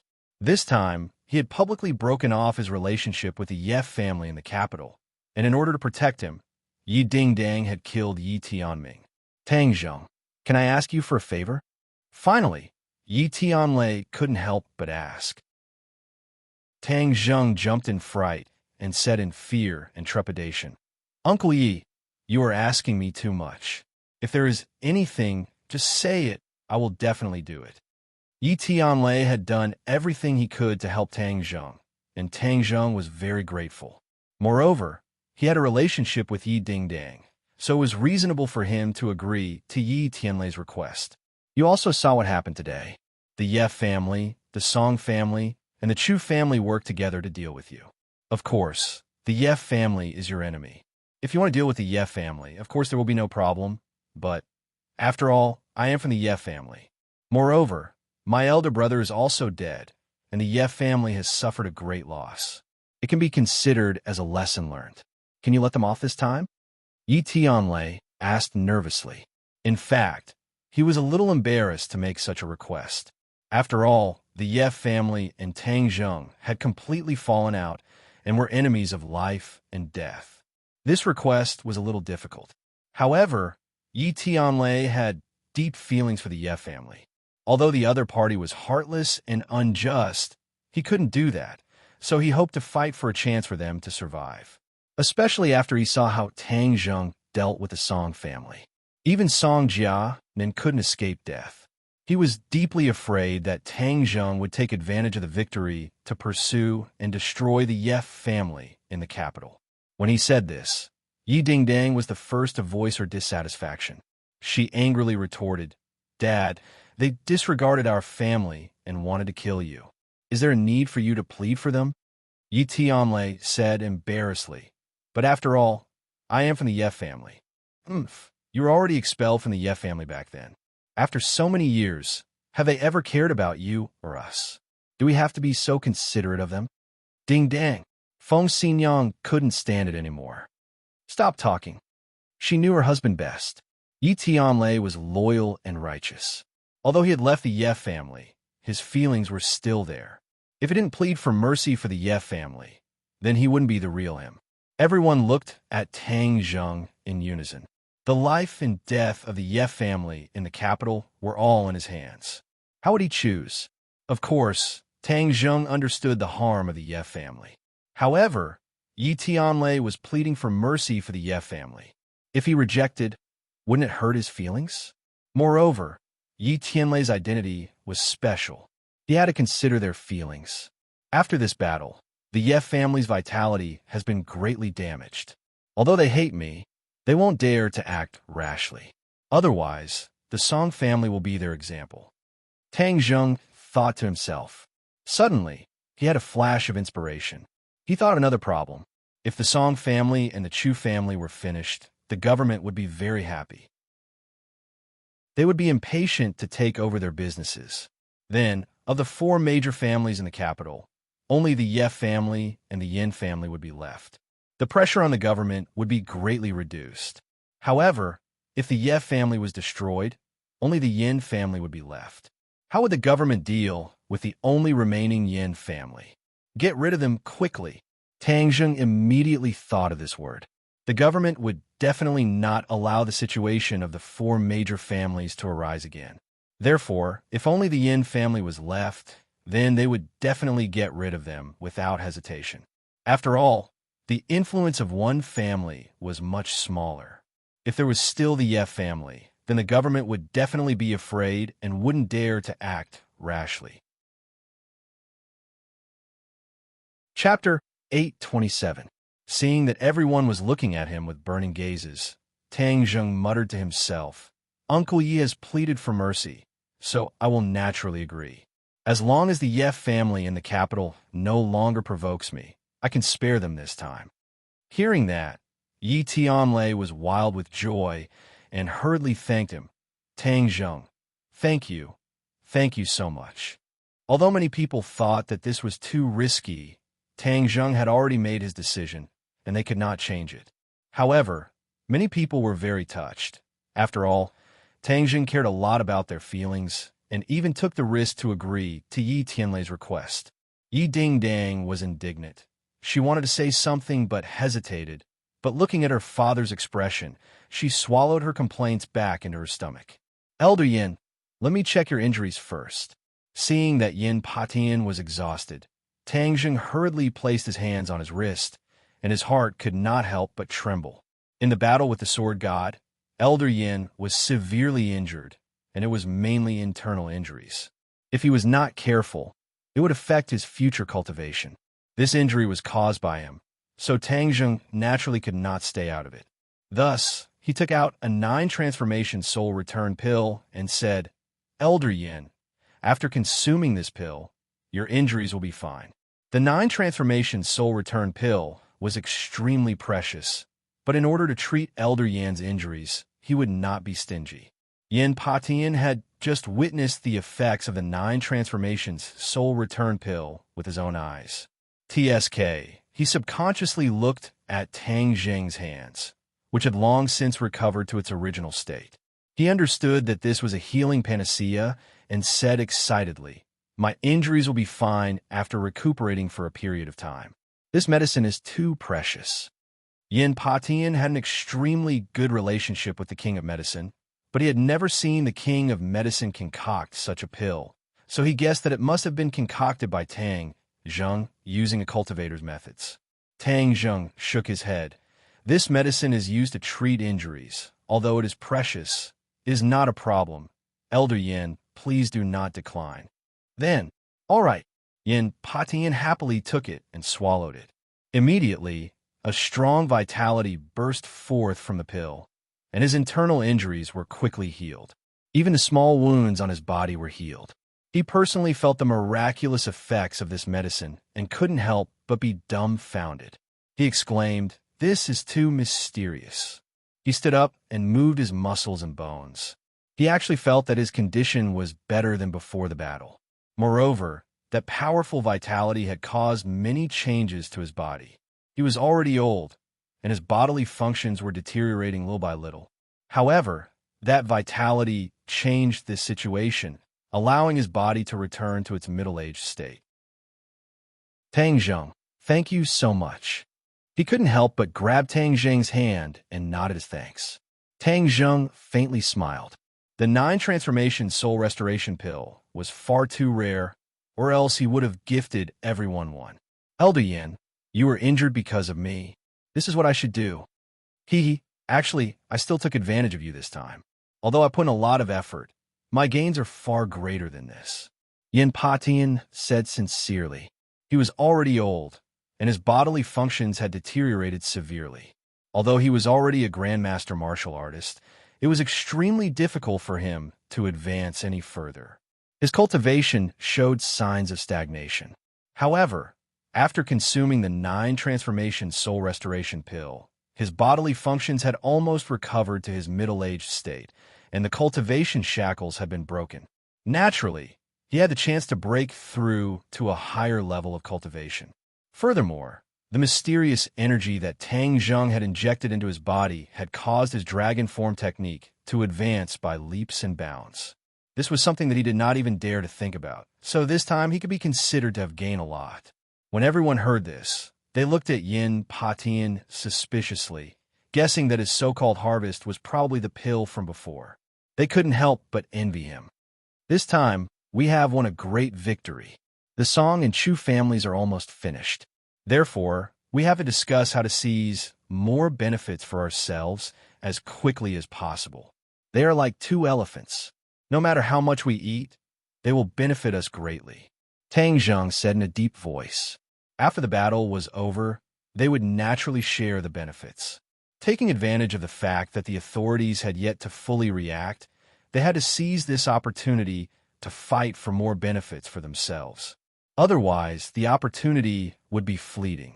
At that time, everything would belong to the country, and it would be impossible for them to obtain benefits from it. Everyone's expression immediately became excited, especially Yin Qishan and Qin Batian. The Yin family was the strongest family to begin with, and if they were to take another step forward, their strength would reach another level. As for Qin Batian, his strength was not weak either, but compared to the other great families, he was still lacking. With this opportunity, the Qin family would truly rise, and perhaps a new family would be born. This matter was simply a miracle to him. Of course, Qin Batian was also an ambitious person. He had always had a dream in the depths of his heart, and that was to personally create a Qin family like the other great families and pass it down from generation to generation. However, his foundation was not enough, and his strength was still shallow. All of this was just a daydream. Now, it seemed that all of this was not an illusion. Under the influence of Tang Zheng, all of this was approaching him at a fast pace. Both the Song and Chu families fell in your hands, so of course all of these benefits belong to you. Yin Patian said magnanimously. The 9 transformations, Soul Return Pill, and the Dragon Chi had already allowed him to reap a lot of benefits. He was not greedy, so he took the initiative to give up this portion of the benefits. Tang Zheng shook his head. This is the result of everyone's joint efforts, so everyone deserves it, so don't refuse. Tang Zheng, you are generous, so if we continue to decline, it will seem like we are being overly sentimental. However, the majority of it is naturally yours, and your company is rapidly rising. With these resources, you can develop even faster and become even stronger. Yin Patian said. Tang Zheng did not decline pretentiously and nodded in agreement. However, all of this was a business operation, and he was not familiar with it, so he handed it all over to Mu Hongyan. As a result, a few forces immediately told him to operate, dividing up the Song and Chu families. Tang Zheng, there is one more thing that I must remind you of. Since you all say that the Sword God will definitely die, but he is after all the leader of the Sword Pavilion, and this matter is of great importance. I wonder what kind of power he has behind him, and the death of the Sword God is not the end, but the entire body is affected. I wonder how many more things will happen, so you have to be on guard against them. Yin Patian was very experienced. He could see through the essence of the matter with a single glance, and warned solemnly. Tang Zheng nodded his head. He knew more than Yin Patian, and knew that behind the Sword Pavilion was the Azure Dragon Palace. He had no choice but to think about how this mysterious power and the mysterious High Lord would react. If the Azure Dragon Palace were to make things difficult for him, how should he deal with it? He subconsciously looked towards the Empyrean Fairy's room. Without a doubt, he had no choice but to place his hopes on the Empyrean Fairy. But what if the Empyrean Fairy left him in the future? Therefore, forging iron required one's own strength. The safest way was to continue to raise one's own strength. Everyone followed his gaze and looked towards the tightly shut door. They knew that the white-clothed woman who had killed the Sword God was inside. Without a doubt, the appearance of the Empyrean Fairy was one of the biggest shocks of the day, allowing them to truly understand what it meant by there was always someone better than them. Yin Patian had been suppressing his curiosity and did not ask, but Feng Xinyang's fiery personality could not help but ask directly, "Little handsome brother, who exactly is that lady?" Even Tang Zheng himself was not clear about the origins of the Empyrean Fairy, and said honestly, "Aunt Feng, I really don't know where she came from. She is only temporarily staying here. As for her cultivation, even I am not clear. In short, she is very powerful." Feng Xinyang curled his lips and said, "I wonder where you found such a powerful girl." Feng Xinyang could not help but feel that the pressure of her daughter's competition was too great. Of course, she mistakenly thought that the Empyrean Fairy was also Tang Zheng's confidant. Seeing that Tang Zheng could not say anything, everyone was preparing to leave. Suddenly, Tang Zheng's pupils constricted as he looked out the door, his eyelids twitching. "Someone's coming." Yin Patian also looked out the door at the same time and exclaimed. Seeing that everyone was nervous, Tang Zheng waved his hand, indicating that everyone should not worry. He walked out, and saw a person walking into the courtyard in the blink of an eye. The person who came looked around the battlefield. Many people were still busy cleaning up the battlefield. The corpses had already been moved away, but the ground was still a mess. He slightly frowned, looked at Tang Zheng, and then looked at the people around him and said, "Tang Zheng, come with me." Number 2. Tang Zheng and Yin Patian exclaimed at the same time. This person was the chief's personal guard. Number 2, a mysterious person who would not easily appear. Yin Patian had only met him once many years ago. Tang Zheng knew Number 2, so he naturally knew that his identity was special. The others were confused. Who was this person? Why was his name so strange, called Number 2? Number 2's tone was old-fashioned and stiff, making people feel a bit hostile. Feng Xingyang was eager to protect her child. She directly stood in front of Tang Zheng and said, "Little handsome brother, this person is not simple. Be careful." Tang Zheng nodded lightly and said to Number 2, "May I ask what's the matter?" "Humph, you've caused such a huge disaster this time, and you still dare to ask about it?" Number 2's tone was not good. What Tang Zheng had done this time was indeed out of his expectations.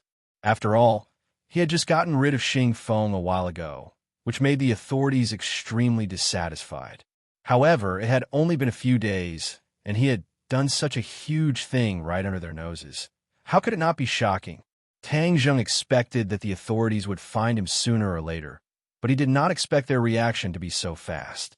He pointed to the battlefield and said indifferently, "This is not what I thought, and is not under my control. You saw it too. This is my residence. Someone is trying to do something to me. I am only trying to protect my life and counterattack." After all, this was the capital, and the authorities were extremely powerful. Tang Zheng naturally could not cause their counterattack, otherwise, things would be terrible. That was why he gave an explanation. "It's useless for you to say this to me. Let's talk about it when we get there." Number 2 did not appreciate his kindness and continued to speak coldly. "We can't go, we're not friendly," Feng Xingyang advised, and the others also nodded in agreement. Only Yin Patian had a serious expression and reminded him, "I'm afraid Number 2 is passing on that person's words." "I know, I'll go with him. Don't worry, this is within my expectations. You guys should hurry up and implement what we just discussed. There's not much time left," Tang Zheng warned. Yin Patian immediately understood that the authorities would definitely interfere and had to act before them. Thus, he entrusted him with the task. "Then you should be more careful." Chapter 828. Sword God slowly woke up and saw that he was lying in a broken room. There was a person squatting not far away. His clothes were stained with blood, and his head was buried in his knees as he squatted on the ground.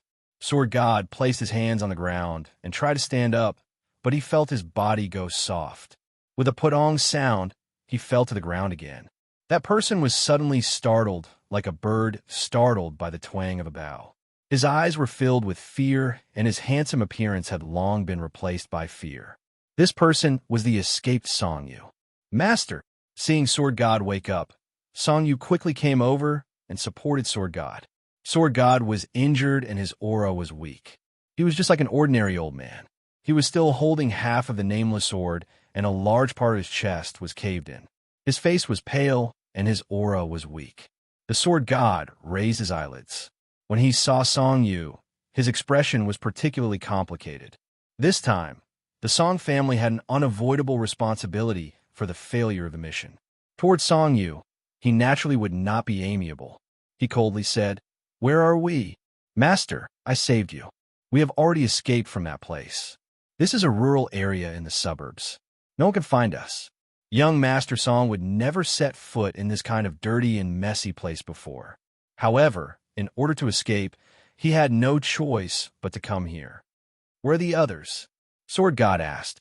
Song Yu's eyes turned red, and he began to cry. "Ooh, Master, my grandfather and father are both dead. The others either died or escaped. I don't know." This time, he came to kill Tang Zheng with full confidence. He never expected that things would turn out like this. He was completely defeated, and even Sword God was heavily injured. Sword God's expression darkened. Without a doubt, This was the most miserable time since he started cultivating. However, when he saw Song Yu, who was usually insufferably arrogant, crying like a woman, Sword God Wuming was furious. He shouted angrily, "You're a man, yet you're crying like a woman." Song Yu's crying stopped abruptly as she looked at the Sword God in silence. If it weren't for your Song family, how could I have become like this?" The sword deity was furious.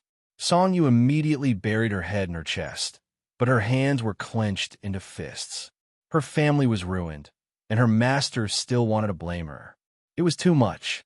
However, the sword god's prestige was deeply rooted in his heart, so he didn't dare to refute. If he wanted revenge, he could only rely on the sword god. So he said, "Sure, Zuin, are we going to give up just like that? Not only did he hurt you, but he also destroyed my family. We must take revenge." Cough, cough. The god of swords coughed violently and said weakly, "Revenge. Of course we have to take revenge." However, his eyes dimmed. These two words were easy to say, but it was extremely difficult to carry out. The god of swords was very clear about his own injuries and knew that he would not live for long. He had no idea who that white-clothed woman was, and he was afraid that even the High Lord did not know. This matter was too big, and he had no choice but to take it seriously. He was anxious to pass this information back, but he couldn't hold on until he returned to Sword Pavilion. But before he died, he had to figure out one thing, and that was the truth behind Sword 13's death. Originally, he didn't believe what Tang Zheng said, but things were different now. When he recalled the scene at that time, he couldn't help but have doubts. Tang Zheng had the white-clothed woman's help, so there was no need to fabricate a lie. Moreover, the Song family's reaction was too intense and too strange. Now that he thought about it, there were many things that didn't make sense. Sword 13 was his most valued disciple. Even if he didn't have long to live, he still wanted to figure out the ins and outs of the matter. "Disciple, let me ask you something. You must tell me honestly," the god of swords asked in a deep voice. Song Yu's heart thumped as she had a bad premonition. She asked nervously, "What is it?" The god of swords looked at Song Yu with a burning gaze. Although he didn't have long to live, his gaze was as sharp as the edge of a sword. Song Yu still couldn't look straight at him. He asked firmly, "How did your eldest senior brother, Sword 13, die?" Song Yu panicked and said hesitantly, "Master, didn't you already know that eldest senior brother, wasn't he killed by Tang Zheng? Is that so?" The god of swords asked. "This." Song Yu panicked and hesitated for a long time before nodding hesitantly, "Yes." Nonsense. Although the god of swords and Song Yu hadn't been together for a long time, he still understood him. Looking at him like this, how could he not know that he was lying? Immediately, he believed what Tang Zheng said. The death of his eldest disciple was probably related to the Song family. "Do you still want to hide it? Raise your head and look into my eyes. Tell me, is what Tang Zheng said true? You didn't come out and let Sword 13 go out alone?" The god of swords asked fiercely. Song Yu was so scared that her soul was about to fly away. She knelt on the ground and cried. Yes, the god of swords' eyes widened. His breathing quickened and he coughed nonstop. So this was the reason for the death of his eldest disciple.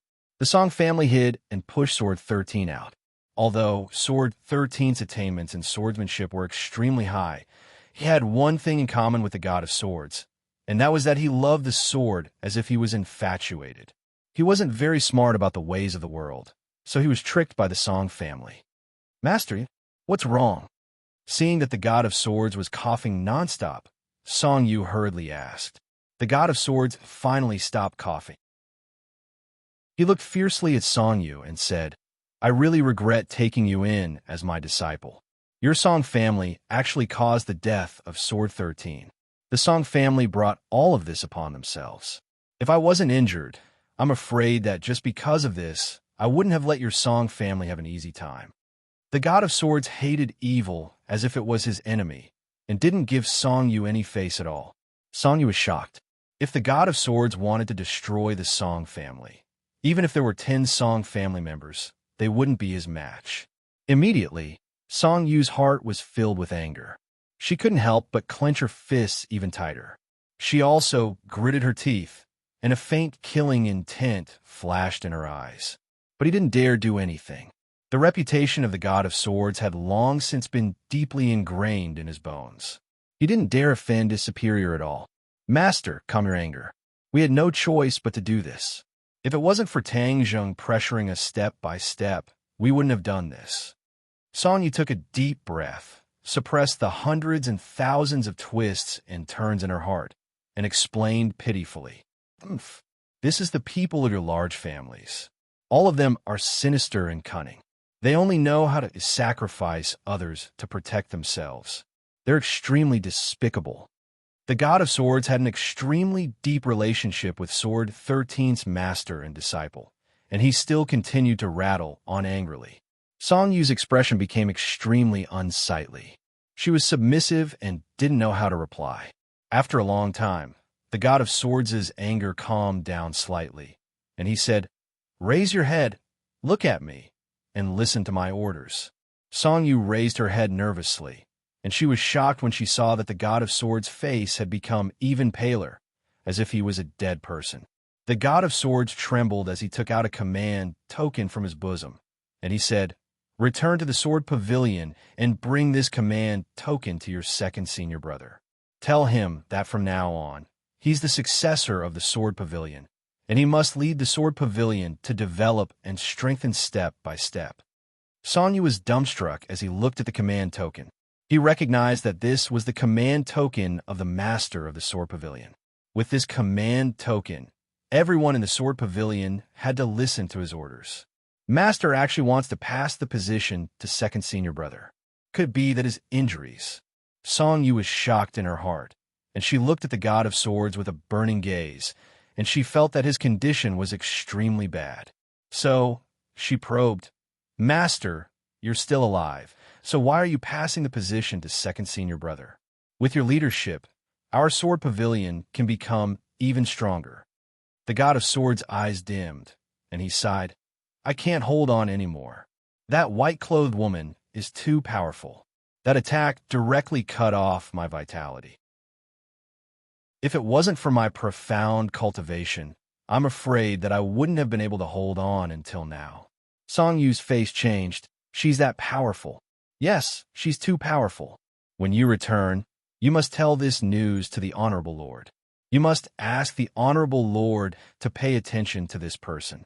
The God of Swords urged. "Honorable Lord." Song Yu's heart skipped a beat. He had only heard of the Honorable Lord's name, but he had never seen him in person.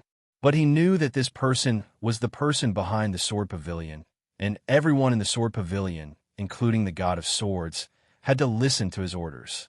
So, Song Yu was both curious and in awe of the Honorable Lord. There was actually someone in this world that could make the God of Swords bow to him.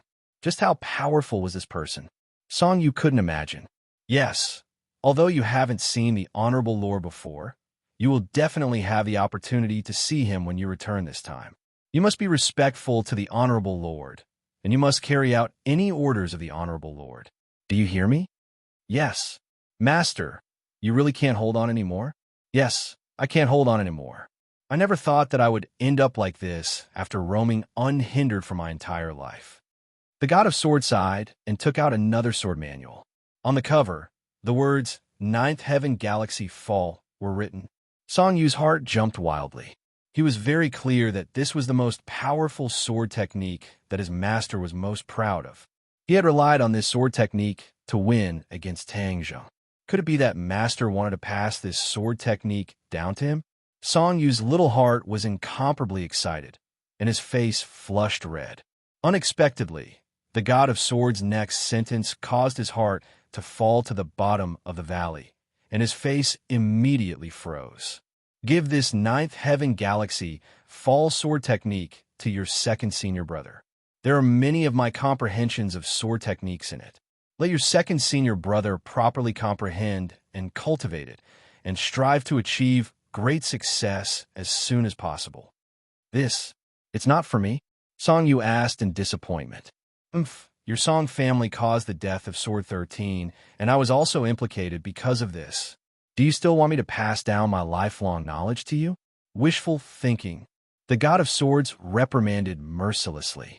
Normally, he would also reprimand his disciples like this, and no one dared to talk back.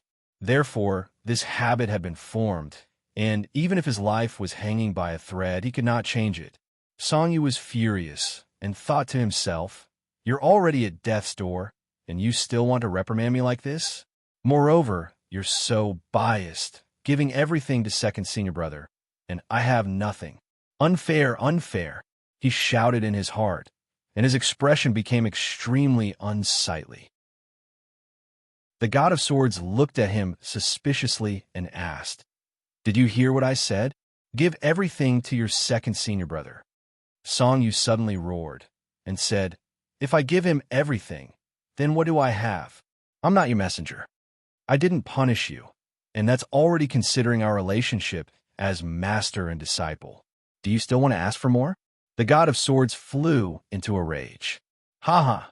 You're about to die, and only I know what you said. I said that I'm the next master of the Sword Pavilion, and second senior brother, humph, you can only listen to my orders." Song Yu suddenly laughed, and the madness in his eyes was difficult to conceal. The God of Swords' heart thumped and said, "You dare not listen to my orders. This is deceiving your master and destroying your ancestors. Ha! You're already at death's door. So what if I deceive my master and destroy your ancestors? Since you've said so, then I'll let you experience what it means to truly deceive your master and destroy your ancestors."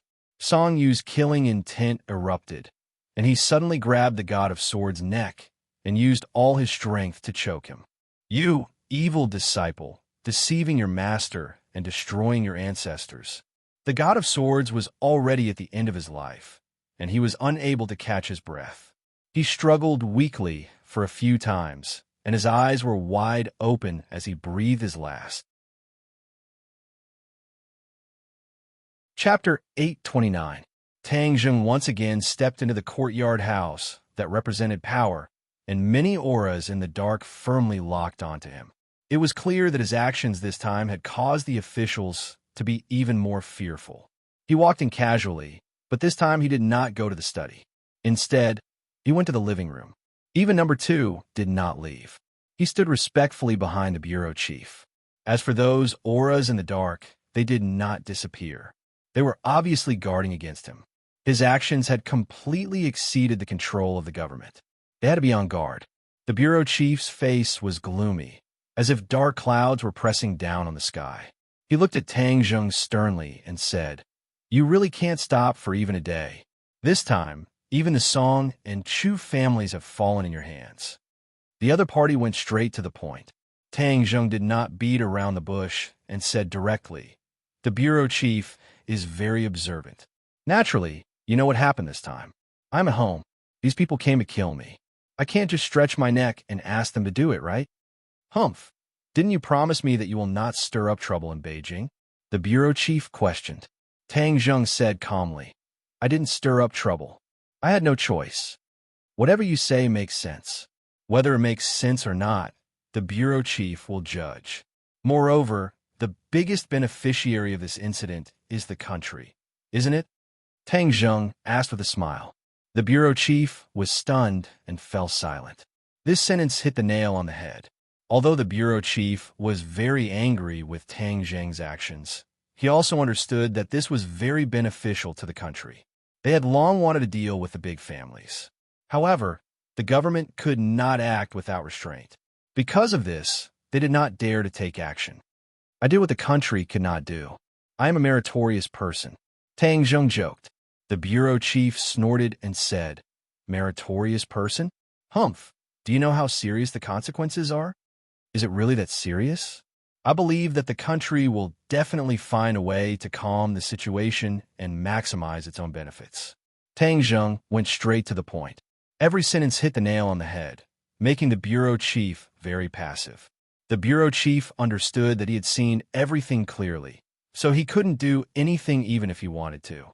Although his words were full of arrogance, he wouldn't fly into a rage just because of that. In fact, in retrospect, Tang Zheng's series of actions were not harmful to the country at all. Instead, he helped the country eliminate a threat. However, He was free and undisciplined in his actions, which gave the chief a headache. The chief wanted to use this opportunity to teach him a lesson so that he wouldn't cause any more trouble. You sure have a glib tongue. You make it sound so easy. The bureau chief still didn't give him a good look. Not to mention the Song and Chu families. Even the sword god was defeated by you. Who exactly is that woman in white? And what is her relationship with you? This was the main point. There was a super expert like the white-clothed woman in the capital, which made him feel uneasy. He also wanted to see the face of the heroine, but his subordinates kept dissuading him. Finally, he gave up the idea. Even the sword god wasn't a match for the white-clothed woman. If she was brought here, even if there were hidden experts protecting her, the bureau chief would still be in danger. Therefore, they couldn't let the bureau chief take the risk. However, finding out the background of the white-clothed woman was a top priority. After all, there was such a powerful person hidden in the capital, which was a hidden danger. Tang Zheng was very meticulous. Seeing the bureau chief take the initiative to mention the Empyrean fairy, he understood his worries. However, the Empyrean fairy's background was mysterious, and it was related to Qin Shi Huang. Of course, he couldn't tell the truth. Therefore, he pondered for a moment and said, "This person's name is Fu Yao. I met her by accident. As for her background, she always kept it a secret, so I don't know." Seeing him evade everything, how could the bureau chief easily believe him? His face darkened and said, "She lives in your house and helped you fight off the enemy. You say you don't know her background. Hee, do you think you're lying to a 3-year-old child?" Tang Jing's expression didn't change. He said unmoved, "I really don't know. As for why she lives in my house, maybe it's because we are both cultivators." The Empyrean fairy's identity as a cultivator wasn't a secret. Therefore, he admitted it without hesitation. "You are not the only cultivator in this world. Why doesn't she live in someone else's house, but yours?" The bureau chief asked. Tang Zheng shrugged. "I don't know about that." Seeing that he wasn't afraid of boiling water, the bureau chief couldn't do anything. He couldn't force him. However, the bureau chief didn't give up and continued to ask, "What is her cultivation level?" Tang Zheng sighed and said, "I really don't know." This was the truth. He also wanted to know the Empyrean fairy's cultivation level. However, she didn't tell him. He couldn't do anything about it. The bureau chief raised his thick eyebrows and said angrily, "You don't know anything. What do you want to do?" "I don't want to do anything. I just want to live a quiet life." The bureau chief was very dignified, but he couldn't oppress Tang Zheng. The bureau chief's breathing also became hurried. This time, he specially invited Tang Zheng here. Other than to beat him up, the most important reason was to find out more about the woman in white. Now, he only knew that she was called Fu Yao. He didn't know anything else. This made him very depressed and angry. However, facing Tang Zheng, no matter how angry he was, he couldn't vent it. He was like a ball of cotton. When he punched him, he was soft and didn't have any place to exert force. The bureau chief stared at Tang Zheng.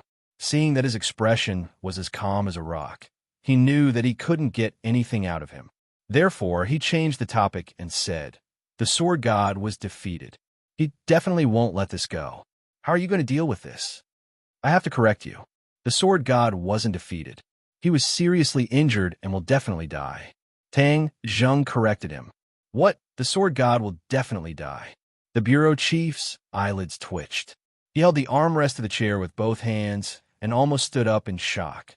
Number 2 was also shocked. He looked at Tang Zheng in disbelief. However, looking at his calm and confident expression, it was obvious that he wasn't lying.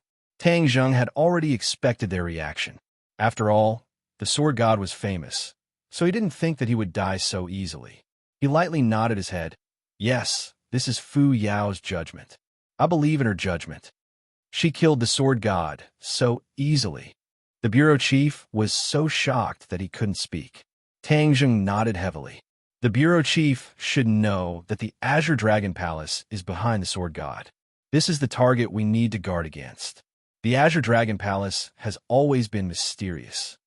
The Azure Dragon Palace. The bureau chief's eyes twitched. Although the Azure Dragon Palace is mysterious, They abide by the rules. Unlike you who always break the rules. Haha, does the Azure Dragon Palace really abide by the rules? I don't think so. Tang Zheng smiled disapprovingly. Since the country is so afraid of the big clans, isn't it worried about the Azure Dragon Palace? The martial arts organization, Li Palace, and the Azure Dragon Palace were three big mysterious organizations. If they caused trouble, it would be extremely dangerous. They were the ones the country should be wary of. However, the country had always let them do as they pleased. This made Tang Zheng somewhat suspicious. You think the Azure Dragon Palace will come to the capital to avenge the Sword God? The bureau chief asked. I can't rule out this possibility. Tang Zheng stared at the bureau chief with a burning gaze. When that time comes, I'm afraid the world will really turn upside down.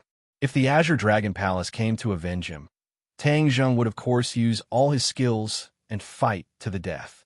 When that time comes, the battle wouldn't be as simple as this one. The momentum would definitely be greater, and the range of influence would be wider. The shock and impact on the ordinary people would also be greater.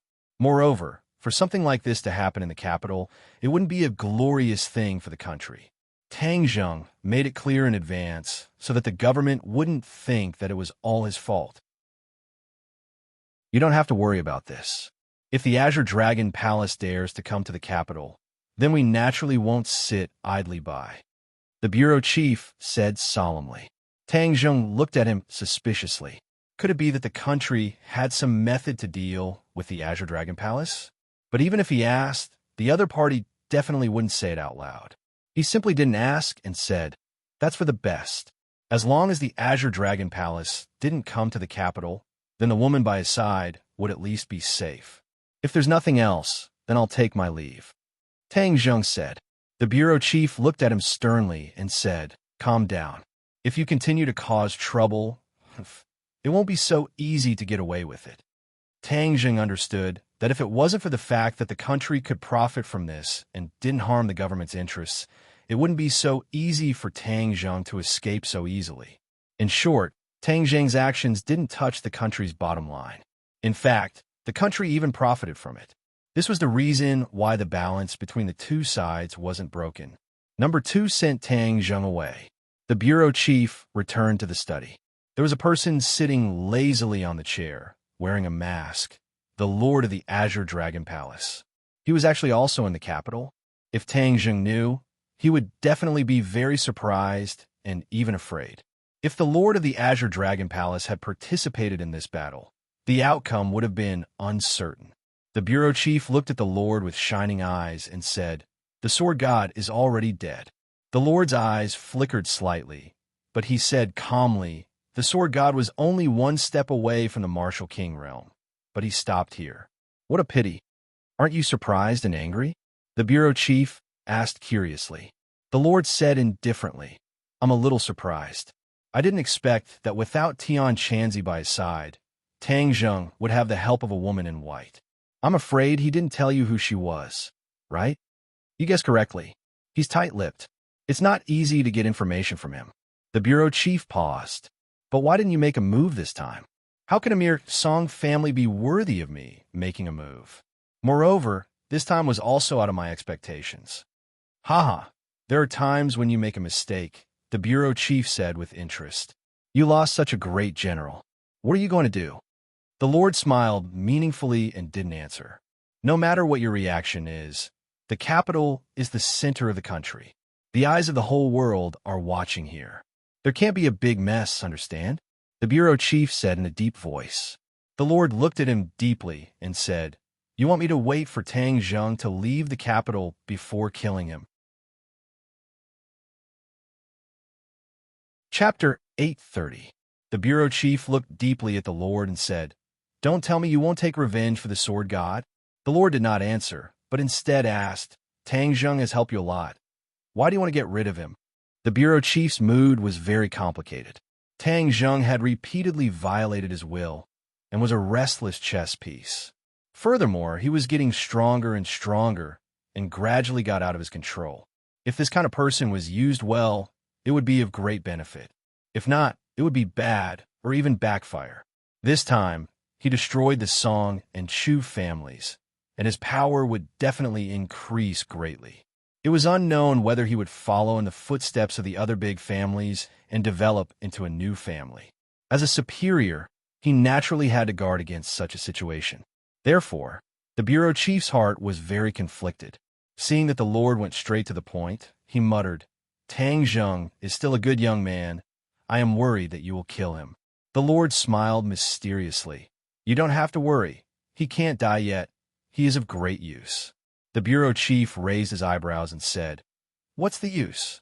The Lord was silent. Seeing that he couldn't get an answer, the bureau chief said, "It's good that you don't touch him. Then you can live in peace." Live in peace. The Lord smiled meaningfully. His figure flashed and suddenly disappeared from the study room. The bureau chief looked at the empty study room, lowered his head, and fell into deep thought. In the following period of time, the capital was calm, and Tang Zheng's forces quickly divided up the forces of the Song and Chu families. However, the official reaction was also very fast, and within a few days, they also began to collect the remaining forces of the two families on a large scale. Tang Zheng's side chose to withdraw, but they had already eaten their fill and had reaped a lot of benefits. Song Yu disappeared and never appeared in the capital again. As for Tang Zheng's name, many people wanted to hug his thigh, but they had no way to do so. The Ye family had lost Yi Tianming, and their forces had suffered a setback. They were even more cautious, and even Yi Xuanji had become a person who did not leave the house. The Ye family's business was gradually handed over to Yi Ku to manage. It was unknown if it was because Yi Meiyu was frightened, but she actually began to restrain herself. She did not dare to mix around with her scoundrels, and her romantic affairs decreased by a lot. Smart people could tell at a glance that the Ye family was already going downhill. The Yin family was already strong, and now they were like a tiger that had grown wings. They were thousands of miles away from the Ye family. Another one that attracted the attention of many was Qin Batian. Qin Batian was originally a rising star of the younger generation, but there was still a large gap between him and the other major clans. But this time around, he took advantage of a situation to rise up and had a close relationship with Tang Zheng, causing many people to be jealous. Why didn't they have such good foresight, placing their chips on Tang Zheng so early? Now, it was time for them to reap the rewards. As for Tang Zheng's company, it was even more successful. It was developing extremely quickly in various fields, and its layout was becoming more and more grand. Even Tang Linger benefited a lot from it, and directly acted as the female lead of a TV series with a huge investment. Tang Zheng had nothing to do, so he had been cultivating at home. After all, he had gained a lot of insights from this battle. As for the others, they were even more so, as they worked even harder in their cultivation. Half of the energy in the spar had already been absorbed by Tang Zheng. The innate qi in his body had become more and more vigorous, and his cultivation had increased greatly. But his quiet days were quickly broken. Yin Lian called and said that someone had actually invited him, and asked young Master Yin to pass the message. This person was naturally not an ordinary person. Ji Wuxiang. When Yin Luyun said this name, Tang Zheng was secretly shocked. Although he had only met Ji Wuxiang once, he had a deep impression of him. Logically speaking, he also owed Ji Wuxiang a favor, so he naturally could not refuse this invitation. This time, the location of the meeting was not Ji Wuxiang's high-class club, but a Go club. Tang Zheng was not a Go lover, so when he saw this Go club, he could not help but be stunned. There was actually a private Go club nowadays, so he was afraid that this was definitely a business that was losing money. Yin Luyun seemed to have seen through his thoughts and explained, "It is said that Ji Wuxiang is a Go lover, and this Go club has specially trained a group of Go players. It is said that there are many experts among them, and Ji Wuxiang himself is even at the level of a national master." Tang Zheng suddenly understood. With Ji Wuxiang's wealth and status, not to mention a Go club, even if there were 10 Go clubs, it would not be a problem for him to pay for his hobby. The Go club did not occupy a large area, and its appearance was like a Go piece. It was very exquisite, and it was quiet in the midst of chaos, with an elegant artistic conception. Ji Wuxiang quickly walked out to welcome him. He still had an ordinary appearance, and he looked like he would not be found in a crowd. It was a strong contrast to his identity. Young Master Tang, please forgive me for not going out to meet you. Ji Wuxiang courteously welcomed him. Yin Luyan glanced at Tang Zheng. On the way here, the two of them had been speculating about the true purpose of Ji Wuxiang's invitation. In the end, Yin Luyan concluded that it was Tang Zheng's recent actions that had piqued his interest. It must be known that Ji Wuxiang had never taken the initiative to invite any of the previous great clans. This time, Tang Zheng had received such a courteous reception, which was unprecedented. This showed that Ji Wuxiang valued Tang Zheng even more than the previous great clans. But when they thought about it, Tang Zheng had stirred up the pool of water in the capital after entering it. Within a year, the situation in the capital had changed greatly, causing two great clans to be completely eliminated. To many people, this was simply impossible, but Tang Zheng had made the impossible possible. It could be called a miracle. As for Ji Wuxiang's true purpose, they still could not guess it. They could only take it one step at a time. Tang Zheng cupped his fists and said, "Manager Ji is too kind. Young masters, please follow me. The Go Club is simple and crude, so please don't mind it." Ji Wuxiang led the way in front. Yin Luyan chuckled and said, "Manager Ji, if your Go Club is considered simple and crude, then we are living in a thatched hut. Young Master Yin is joking. This Go Club is where I usually go when I like to be quiet. It's just that I don't know if we have neglected the two of you by meeting here." Ji Wuxiang said courteously. Tang Zheng lightly said, "Manager Ji is too polite. I am a boor and know nothing about Go, but I can still see that this place is not ordinary. It has really opened my eyes." As they chatted, the three of them arrived at a large hall. There were many Go players sitting there. They were all focused on playing Go and did not notice the three of them at all. Although Tang Zheng did not know much about Go, he could feel a killing intent from the Go board and could not help but be attracted. The Go players played very quickly, and the game had many changes. The killing intent was awe-inspiring. The Go players' expressions were serious, and their thinking time was extremely short. It could be seen that their Go skills were quite high. Yin Luyan knew a little about Go. Seeing these people play Go, his expression could not help but change. He said in a low voice, "Any one of these people would be an expert among experts. I wonder where Manager Ji went to find so many experts." Tang Zheng looked deeply at Ji Wuxiang. Go players could not be recruited with money. The difficulty of recruiting so many experts was not something an outsider could imagine. Ji Wuxiang calmly said, "Young Master Yin is too serious. Young Master Tang, if you are interested, why don't we play a game?" Tang Zheng shook his head. "I don't know. That's a pity. Actually, I feel that Go skills are the same as martial arts. There are many profound principles within. The ancient said that the world is a Go game, and we are all Go pieces. The world is actually playing a very big Go game. If you can comprehend the various profound principles of this Go game, it will definitely be very beneficial. You might even be able to play this huge Go game." Ji Wuxiang said tirelessly. Tang Zheng's eyes trembled as he said, "The world is a Go game. Manager Ji's ambitions are great. Could it be that you also want to play this Go game?" Ji Wuxiang laughed. "I am just a person without the strength to truss a chicken. How could I dare to have such extravagant hopes? I just feel that young Master Tang is a dragon among men. You will definitely have the opportunity to comprehend this Go game and play this Go game." Tang Zheng chuckled. "Manager Ji thinks too highly of me. Who doesn't know of Manager Ji's huge power? The matter that no one in the capital can settle is a piece of cake in front of Manager Ji. It's just a piece of cake. How could I dare to be mentioned in the same breath as Manager Ji?" Tang Zheng could not understand the other's intentions and could not help but mutter in his heart, "Young Master Tang is too modest. If young Master Tang had the opportunity to play this Go game, I wonder how you would play it?" Ji Wuxiang persistently asked. Tang Zheng's eyebrows jumped as he said, "I don't know how to play Go, so I can't answer you. Play Go can be learned. Young Master Tang is smart, so you will naturally be able to learn it. I am not interested in learning for the time being. You will be interested in the future, Ji Wuxiang said in a profound manner.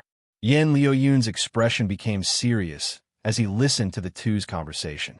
These words were too profound, and he could not understand the meaning behind them. Could it be that the Go game was really that powerful? He casually picked up a Go piece from the Go board. Just as he was about to pick it up, his expression greatly changed. He stared at the Go piece in bewilderment and cried out in alarm. This Go piece is so heavy. The Go piece was so heavy? Tang Zheng was confused as he pondered over what Ji Wuxiang was planning. Hearing Yin Liuyun's cry of alarm, he unconsciously looked at the Go piece in his hand.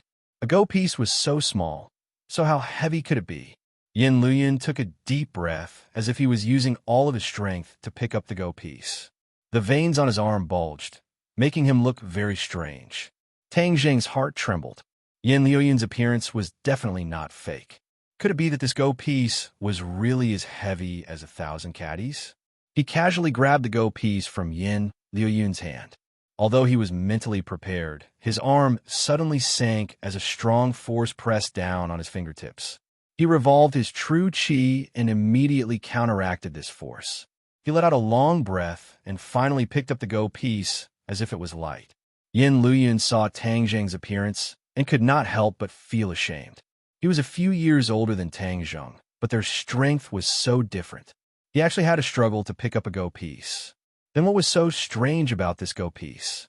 Tang Zheng also looked at the Go piece in his hand. It was a black Go piece, as black as ink.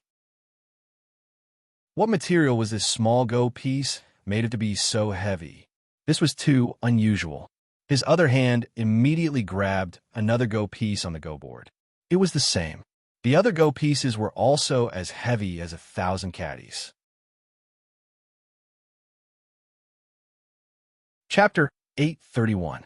These Go players played with the Go pieces at their fingertips, lifting the heavy pieces as if they were light, but the Go pieces were as heavy as 1,000 caddies.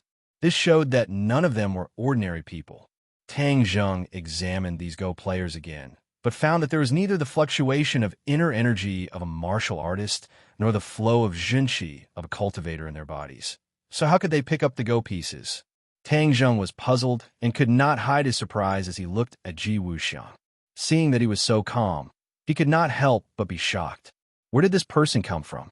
So, Tang Zheng asked tentatively, Director Ji, what are these Go pieces made of? How could they be so heavy? And where are these Go players from? How could they lift the heavy pieces as if they were light? Yin Liuyun had already put down his chess piece and stared at Ji Wuxiang with a burning gaze. The world had always said that Ji Wuxiang was extraordinary, and now that he had clearly felt this point, he felt that he was even more unfathomable. He naturally wanted to know the answer to this. Ji Wuxiang glanced at the Go players and smiled faintly. I don't know what these Go pieces are made of, but I'm not sure. These Go pieces are passed down from ancient times. I don't understand the things of our ancestors. Is that so? Tang Zheng did not believe it. With technology so advanced, there were many ways to test a material. He did not believe that Ji Wuxiang had not done the relevant tests. Ji Wuxiang smiled amiably. If young Master Tang does not believe it, I can't do anything about it. This is the truth. As for these Go players, perhaps they are well-versed in the art of Go, and their qi is compatible with the Go pieces, so they can pick up the Go pieces as if they are nothing. Tang Zheng frowned and thought about Ji Wuxiang's words. Was this a lie, or did this so-called art of Go really exist? He thought for a long time, but could not come to a conclusion, so he decided not to think about it. Ji Wuxiang smiled and said, Gentlemen, this way please. Let's go to the pavilion over there to drink tea. After passing through the hall, the Go players still did not take a second look. It was as if the Go game in front of them was everything to them and had the greatest attraction. Yin Liuyun looked back 3 times with every step he took. He was shocked, but he couldn't figure it out. He followed the two to the pavilion. A tea set had already been prepared in the pavilion. A beautiful woman dressed like an ancient court lady was brewing tea. After she finished brewing tea for the 3 of them, she left the pavilion. President Ji's tea reception is truly a waste of God's gift. To me, The art of chess is the same as the art of tea. I know nothing about them, Tang Zheng said. Ji Wuxiang clapped his hands and said with a smile, Young Master Tang, you're a man of true feelings. These tricks are only used to deceive the average person. You've already seen through the essence, so there's no need for these tricks to set you off. Hearing Ji Wuxiang praise him like this, Tang Zheng felt a little embarrassed. His family was not well off when he was young, so how could he have the heart to learn these things? He was not like the children of a rich family who were proficient in the four arts. Seeing him talking about other things and not getting to the point, Tang Zheng couldn't help but ask directly, President Ji invited me here today. What is the purpose of this invitation? To watch the Go game and drink tea. That's simple. Tang Zheng did not believe it. Ji Wuxiang said with a smile, Young Master Tang has been busy recently and has gained a lot. You've been busy all day, so naturally you need some peace and quiet. There's nothing special about this tea house other than peace and quiet. So, I took the initiative to invite young Master Tang to have some peace and quiet. Tang Zheng looked at him meaningfully. His mouth twitched. Who are you trying to fool? He felt more and more that Ji Wuxiang was unfathomable. So, he said without batting an eyelid, Thank you, President Ji, for your kindness. I haven't thanked President Ji for his help last time at the club. It's just a small matter. I heard that Miss Tang Linger has been doing well recently and her path to stardom is broad. I really have to congratulate you. If I had such a sister, I would be very happy. Seeing him mention Linger, Tang Zheng followed along and said, Linger likes these things. I will naturally do my best to satisfy her. Then Miss Tang Linger is really happy. Ji Wuxiang paused for a moment and then changed the topic. Tang Zheng is like the sun in the sky. If I may ask, what plans do you have for the future?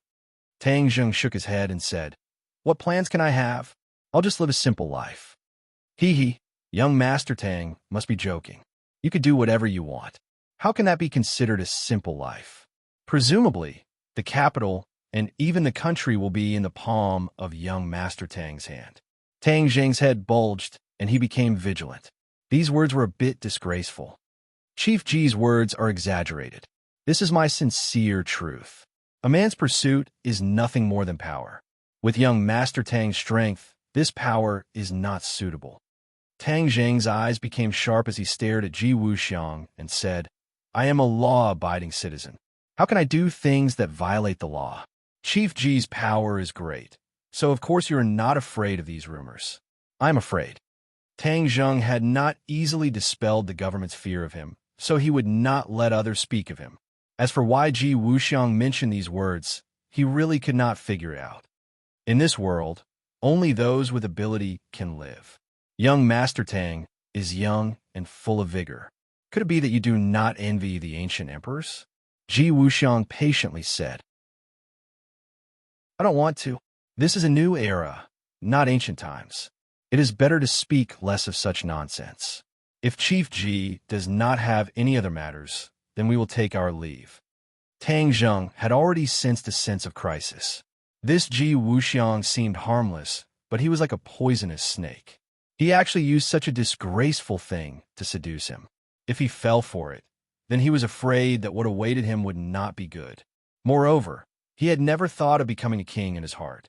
He just wanted to live a peaceful life and at the same time increase his strength to protect the people around him. Seeing Tang Zheng stand up, Ji Wuxiang laughed and said, Young Master Tang, please don't blame me. This Ji spoke without thinking. Please sit, please sit. Tang Zheng and Yin Luyan looked at each other, and Yin Luyan nodded. Tang Zheng did not understand Ji Wuxiang's purpose, so he sat down again. With young Master Tang's strength, if you don't use it, then wouldn't it be a waste? Ji Wuxiang waited for them to sit down and said sincerely and regretfully.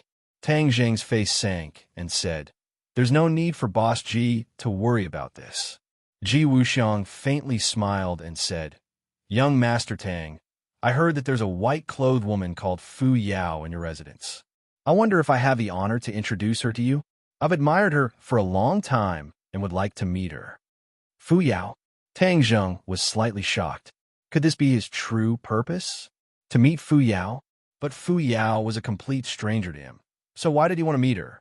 Could it be that the news of the Empyrean fairy killing the sword god had reached his ears?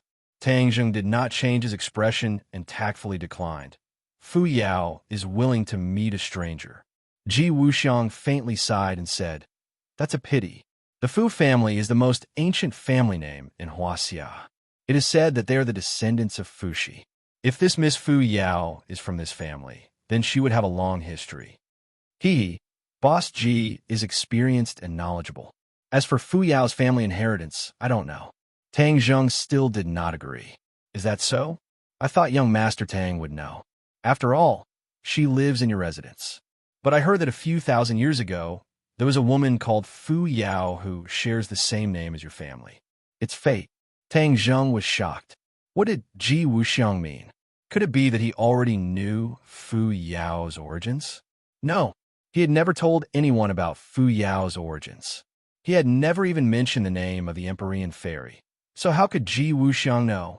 Was all of this a coincidence, an unintentional remark, or was he deliberately doing it? Tang Zheng could not see through Ji Wuxiang anymore. Ji Wuxiang continued, "Young Master Tang, are you listening to me?" Tang Zheng was slightly startled and said, "Of course I'm listening. There are too many people with the same name in this world. It's not surprising. He perhaps. But this Fu Yao in history is not simple. Although she is not in the official history, she has left behind many legends.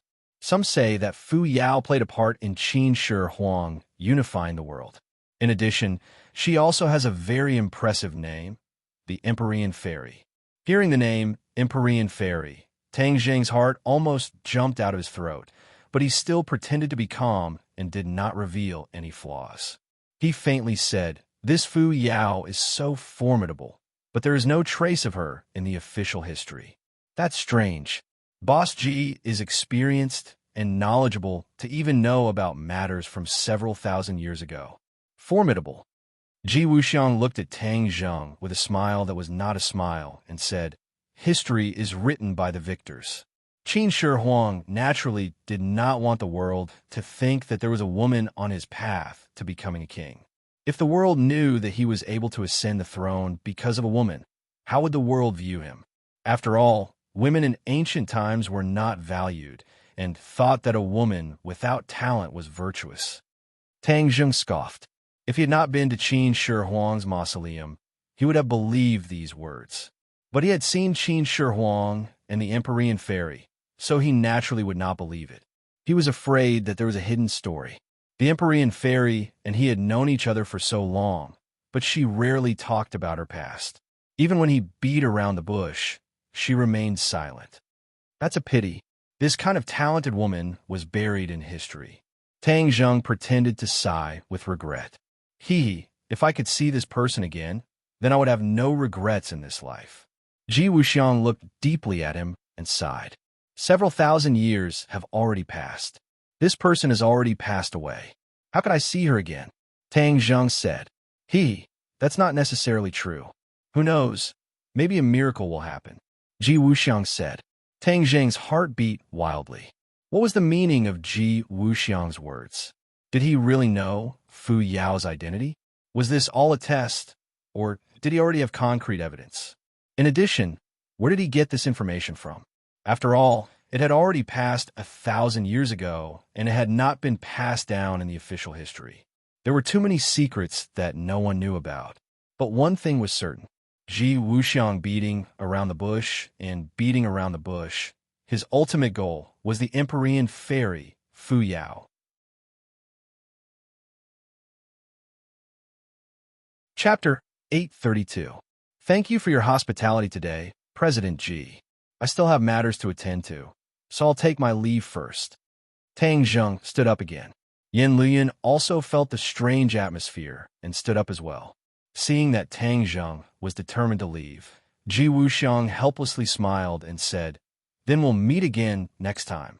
Ji Wuxiang personally sent the two of them out of the Go Club. When they passed through the hall, Tang Zheng once again took a deep look at the Go players, but still did not find the slightest difference. Could it be that there really was some profound mystery of the Go Dao, and these Go players had comprehended the mystery which is why they could use these Go pieces so easily. He left the Go club with deep doubts. When the two of them were far away, Ji Wuxiang's face sank. He meaningfully muttered to himself, "Whether or not Fu Yao is the Empyrean fairy, I will definitely investigate it. If she really is the Empyrean fairy, then I'm really interested." After Tang Zheng and Yin Luoyun drove far away, Yin Luoyun curiously asked, "Young Master Tang, you and President Ji are speaking in riddles, making people confused." Tang Zheng fell into deep thought. Fu Yao's actions had indeed caused a lot of trouble. Even Ji Wuxiang had noticed her and even connected her to the Empyrean fairy from 1,000 years ago. His imagination was truly astonishing. How did he guess so accurately? Young Master Yin, this person is not simple. It's best to maintain a certain distance from him. Tang Zheng worriedly said. Maintain a distance? Yin Luoyun was stunned. Who knows how many people in Beijing want to have a good relationship with Ji Wuxiang, but they can't. Yet, you're taking the initiative to maintain a distance from him. If word gets out, I'm afraid people will be shocked. I don't care about others, but I feel that I'm not the same kind of person as him. When we were in the club, he took the initiative to give you a name card. It means that he values you very much. If Ji Wuxiang helps you, your future development will be even greater. I don't need it. Tang Zheng firmly refused. Ji Wuxiang was a threat. Now that he had his eyes on the Empyrean fairy, why would he continue to tangle with him? Yin Luoyun looked at him helplessly. His heart moved as he said, "Could it be that the Miss Fu Yao in your family is really the Empyrean fairy from 1,000 years ago? Do you think it's possible?" Tang Zheng didn't answer, but asked instead. Yin Luoyun was slightly startled, and then he laughed involuntarily. Of course not. How can a person live for 1,000 years? Even if the Empyrean fairy survived, she would have been an old woman, not a young girl. Tang Zheng nodded. So you know how absurd Ji Wuxiang's words are. Yin Luoyun nodded in agreement. This person said this for no reason. What is his purpose? I really can't figure it out. Since you can't figure it out, then stay at a respectful distance. That's the best way, Tang Zheng reiterated. Yin Luoyun had long since followed Tang Zheng's lead. He nodded. All right, I'll listen to your suggestion. Tang Zheng returned home, feeling uneasy. Ji Wuxiang's unfathomable appearance and those strange chess games appeared in his mind from time to time. He just happened to see the Empyrean fairy walking towards him. He called out, "Fu Yao, can you come to my study for a moment? We can talk in detail." The Empyrean fairy glanced at him, then went straight into the study and stood in front of a row of bookshelves. These days, she had read almost all the books on the shelves and had a deep understanding of Huaxia's history and modern society. Seeing her standing in front of the bookshelves, Tang Zheng followed her gaze and saw a row of history books. This was the Empyrean fairy's favorite.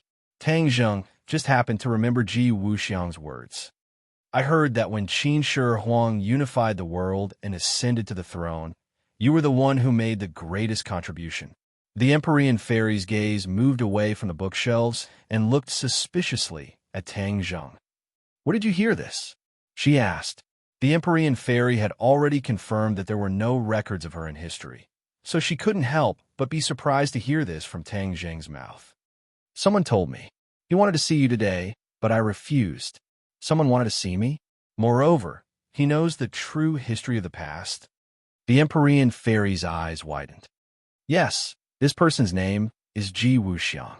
He looks ordinary, but is actually quite powerful. It's said that there's nothing he can't handle in the capital, but I feel that he's unfathomable. Tang Zheng spoke the truth. Ji Wuxiang? The Empyrean fairy frowned deeply and shook her head. I've never heard of this name. How does he know about me? How would I know? Moreover, he actually suspects that you're the Empyrean fairy from 1,000 years ago. How smart. Tang Zheng rolled his eyes speechlessly. He's really smart, but too smart. Will there be any problems once he sees through your identity? The Empyrean fairy's eyes flashed with a strange light. There won't be any problems. Although Tang Zheng was still a little nervous, seeing that the Empyrean fairy didn't take it seriously, he could only let it go. He just said, I hope that we can deepen our trust in each other in the future. Only then will we be able to face all the possible dangers together.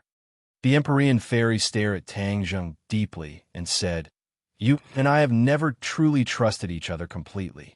The only thing we trust is ourselves." Qin Shi Huang was also like that.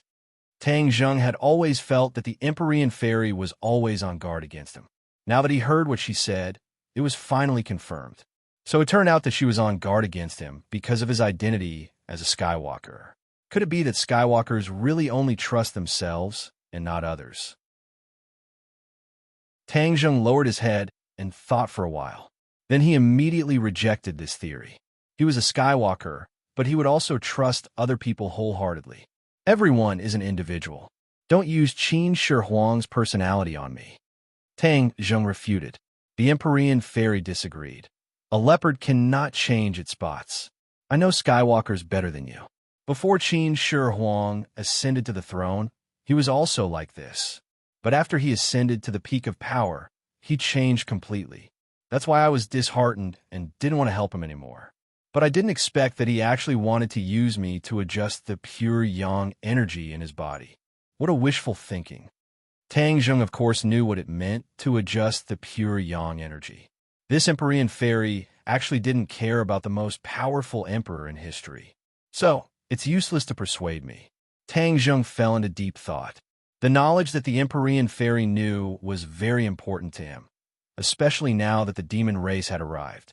Although the government was very confident that the demon race had already been eliminated, Tang Zheng wasn't so optimistic. After all, 100 Change Star Lords still hadn't shown up, and Tian Chanzi seemed to have disappeared from the world. All of these things were very strange. Tang Zheng couldn't help but feel suspicious. Even the longer it was calm, the more he felt that a storm was coming. Right now, it was just brewing, but once it exploded, it would definitely be very shocking. So it was very important for him to completely trust the Empyrean fairy. How can I make the Empyrean fairy trust me? Suddenly, his heart moved. He remembered her surprise when she saw him summon the golden dragon in his body, and even her expression when he talked about the dragon race. Tang Zheng had reason to believe that she would definitely be very interested in dragons. In the past, Tang Zheng avoided talking about dragons, so she didn't talk about anything either.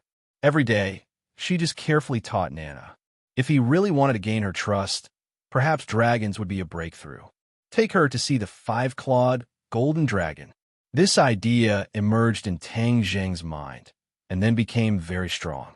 Although it was a bit risky, it could most likely open the knot in the Empyrean fairy's heart and weaken her guard and suspicion towards him. If 100 Change Star-Lord caused any trouble, perhaps she would help Tang Zheng without hesitation. Tian Chanzi wasn't 100 Change Star-Lord's opponent. Perhaps he could only pin his hopes on the Empyrean fairy. Moreover, even if she saw the five-clawed golden dragon, what effect would it have? Probably not. So, Tang Zheng no longer hesitated and said mysteriously, "Tonight, I'll take you to a place." Where? The Empyrean fairy looked at him suspiciously. "You'll know when we get there." Tang Zheng deliberately kept her in suspense. The Empyrean fairy was not afraid of anything. So, of course, she was not afraid that Tang Zheng would harm her. After all, whether or not he had the ability to harm her was still unknown. Okay. The Empyrean fairy quickly agreed. Late at night, the capital had already fallen into a deep sleep. Two figures quietly moved forward in the capital, and after a moment, they arrived at the imperial city and disappeared. A figure suddenly appeared on the walls of the imperial city, suspiciously looking at the vast imperial city, muttering, "Those two clearly came here. Why did they suddenly disappear? Strange. It's late at night. Why did Tang Zheng bring them to the imperial city?" He gazed deeply at the imperial city. Although the imperial city was still grand and magnificent, there was no emperor inside after all. Instead, it had become a scenic spot where anyone could enter. With the addition of people, the prestige of the imperial city was naturally reduced by a lot. This imperial city is no longer as grand as it used to be. What's there to see? Where did they disappear to? He was puzzled. Tang Zheng and the Empyrean fairy entered the imperial city, and the Empyrean fairy's curved eyebrows immediately knit together. She asked in bewilderment, "What's so strange about this place?" She had clearly sensed that something was strange, but she couldn't explain it clearly, so she asked this question. Tang Zheng faintly smiled. Please follow me. You'll know in a moment. The Empyrean fairy deeply stared at him, thinking, I want to see what kind of medicine you're selling, your gourd. Thus, she silently followed behind him. After walking through a long passage, a dignified and mysterious aura rushed over, and her eyes couldn't help but fiercely jump a few times. Her breathing gradually became rapid, and her eyes widened as she stared fixedly at the end of the passage. There was a golden light coming from that side, and a kind of frightening aura was growing stronger and stronger. This aura even gave off a familiar feeling. Chapter 833. The five-clawed golden dragon hovered in front of them. Its body was huge, and its head was high. It looked down at the two people in front of it, especially at the Empyrean fairy. It was even hostile. The overwhelming might of the dragon shrouded the fairy of 9 heavens. She was stunned as if she had been electrocuted. Her heartstrings trembled. After a long while, she spat out a word with difficulty. Dragon, who are you? The five-clawed golden dragon asked first. Its voice was like rolling thunder, exploding in the Empyrean fairy's ears. The Empyrean fairy seemed to wake up from a dream. Her eyes became sharp. She glanced at the dragon and Tang Zheng and said, There is actually a five-clawed golden dragon imprisoned under the imperial city. Tang Zheng, could it be that the dragon clan's martial arts you practice is related to this dragon? Tang Zheng nodded and introduced, Everyone, don't be nervous. This is the five-clawed golden dragon. This is the Empyrean fairy. I brought her here to see you. See me? Didn't I tell you that I don't want to see strangers? The five-clawed golden dragon was angry. After it finished speaking, it spat out a mouthful of dragon chi. A fierce wind blew, as if it wanted to sweep the Empyrean fairy up. However, this fierce wind couldn't move an inch in front of the Empyrean fairy. The Empyrean fairy stared at the five-clawed golden dragon and said, You are a dragon, but you are imprisoned here. Interesting, interesting. The five-clawed golden dragon was angered.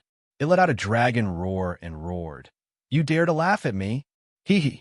You're already imprisoned. Why do you have to roar at me like this? The Empyrean fairy didn't seem to be afraid of the five-clawed golden dragon. Instead, she walked around the five-clawed golden dragon and looked at it with interest. Seeing that both sides were at daggers drawn, Tang Zheng quickly interjected, Everyone calm down.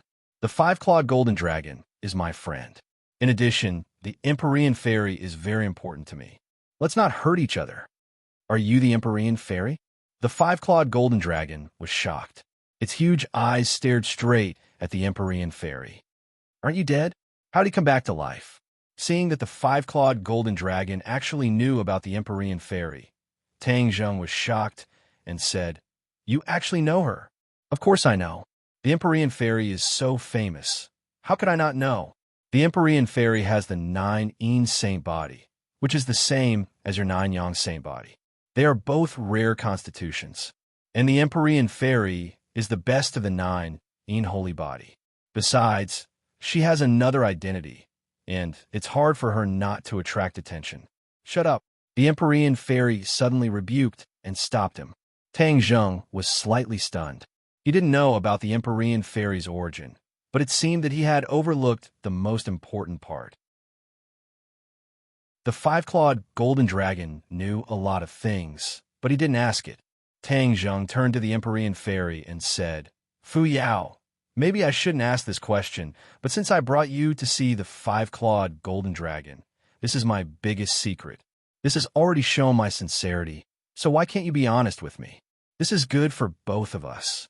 The Empyrean fairy looked at Tang Zheng with a complicated gaze.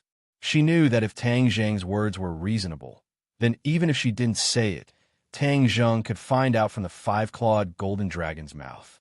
Do you really want to know about me? Sometimes, knowing more is not a good thing.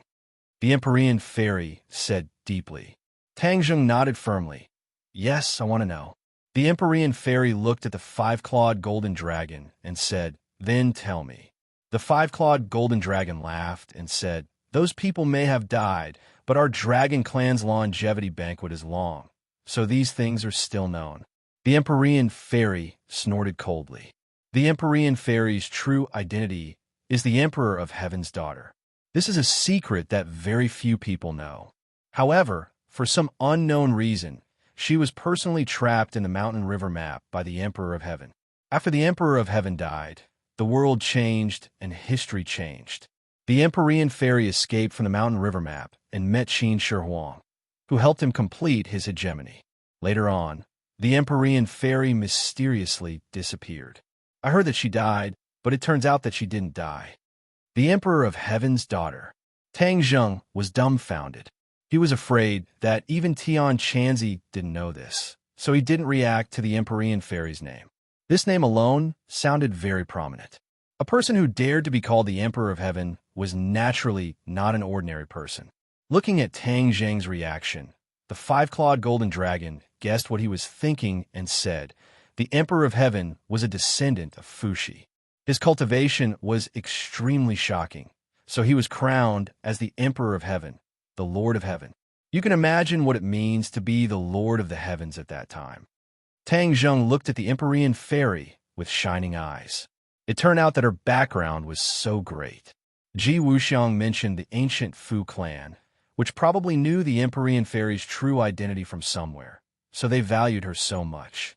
Imagine, if Ji Wuxiang confirmed Fu Yao's identity, what would happen? What action would he take? Or what use would Fu Yao have for him? Tang Zheng couldn't figure it out, so he asked the question in his heart. Hearing this, the Empyrean fairy was startled and unnatural. She asked, "You mean that Ji Wuxiang also knows my identity as the Emperor of Heaven's daughter?" Tang Zheng hesitated and shook his head. "I'm not sure, but I have to be careful. This person is unpredictable. However, if he really knows this, what can he do? What use do you have for him?" The Empyrean fairy's eyes flickered, and she hesitated. Obviously, she didn't want to mention it. The five-clawed golden dragon laughed. The Empyrean fairy is very useful. She should be the last survivor of the Fu clan, and only he knows where the gate of heaven is. Hearing this, the Empyrean fairy's face became very ugly, and she glared at the five-clawed golden dragon. "What is the gate of heaven?" Tang Zheng asked curiously, thinking that this trip was worth it. Not only did he find out about the Emperor of Heaven's daughter, but now there was a gate of heaven. Just the name alone was not simple. The five-clawed golden dragon ignored the look in the Empyrean fairy's eyes and said, "The gate of heaven is a secret place of the Fu clan. It is said that it hides a huge secret and countless treasures. If one enters the gate of heaven and obtains these treasures, then one can become the new Emperor of Heaven. This not only represents supreme glory, but also endless power. Not many people can resist this temptation. The Empyrean fairy is equivalent to the key to opening the gate of heaven. Therefore, once her identity is exposed, it will naturally attract countless people." Tang Zheng suddenly realized that the Empyrean fairy probably also knew this, which was why she lived in seclusion after coming to the capital in order to protect her identity. However, her name was not changed, and no one would have thought that Ji Wuxiang, with just a name and her actions, would be able to connect her to a person from 1,000 years ago. This caused her identity to be in danger of being exposed. The gate of heaven is a secret place of the Fu clan. How can outsiders be allowed to enter? No one should even think about touching it.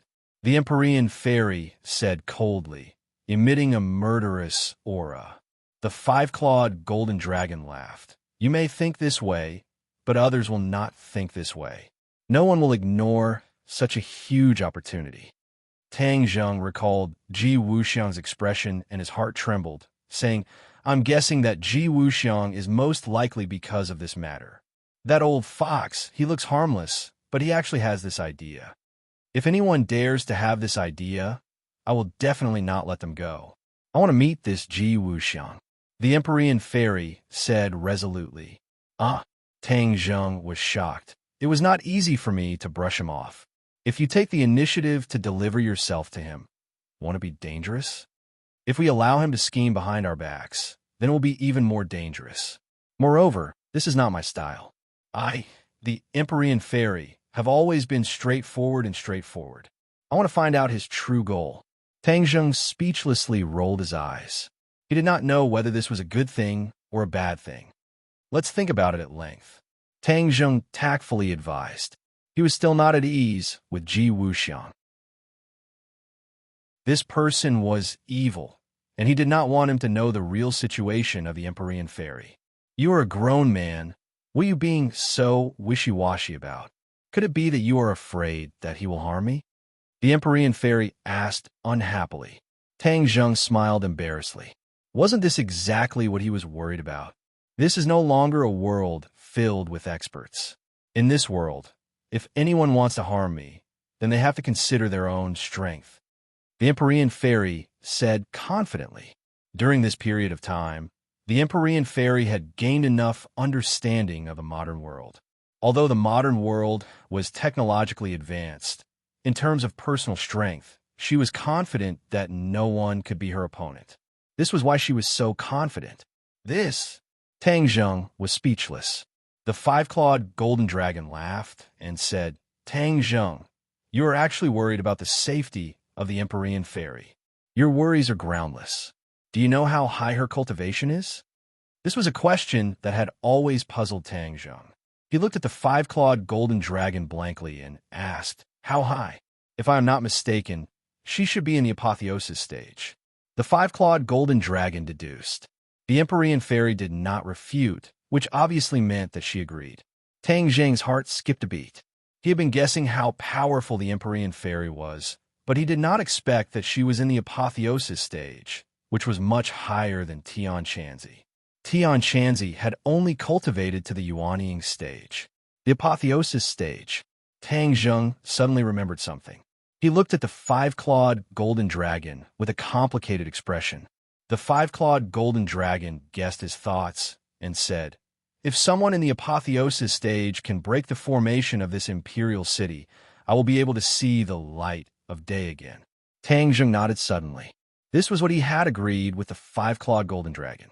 That was why the five-clawed golden dragon had helped him time and time again. Now that there was a ready-made master of the apotheosis stage here, didn't it mean that the five-clawed golden dragon could be free soon? The five-clawed golden dragon's eyes became deep, but could not hide the excitement in them. It had been imprisoned here for hundreds of years and had been looking forward to seeing the light of day again. However, if it waited for Tang Zheng to reach the apotheosis stage, it would take a long time. Now that there was a ready-made candidate, of course it would be happy. The five-clawed golden dragon winked at Tang Zheng. Its meaning was very clear.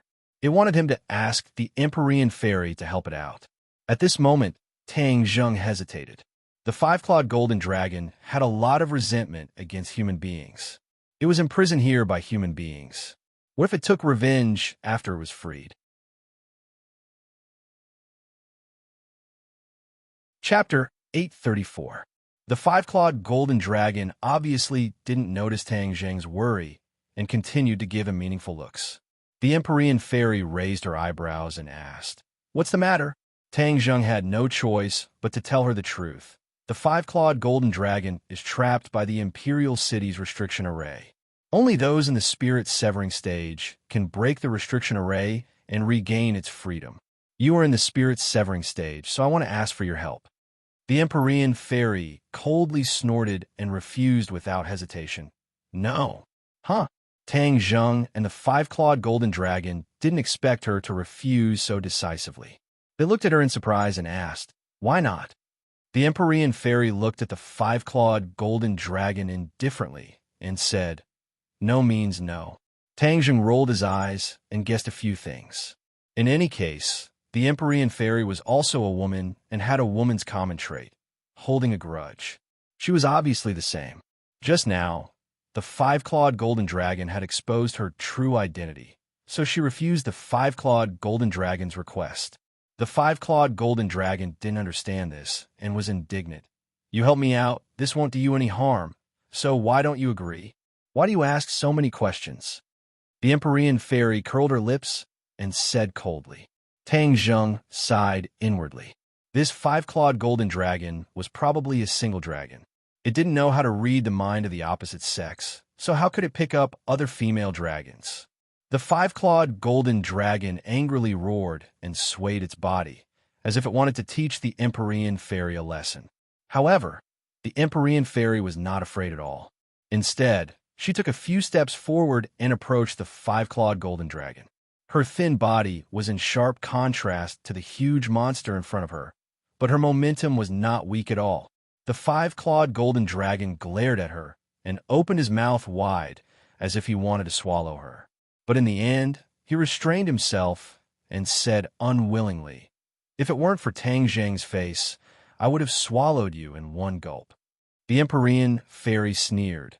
"You don't have to give him face. I'm standing right here. You can try swallowing me." The five-clawed golden dragon was reluctant to admit his mistake. He was trying to regain some face. But the Empyrean fairy had unexpectedly rebutted him. He didn't know how to respond.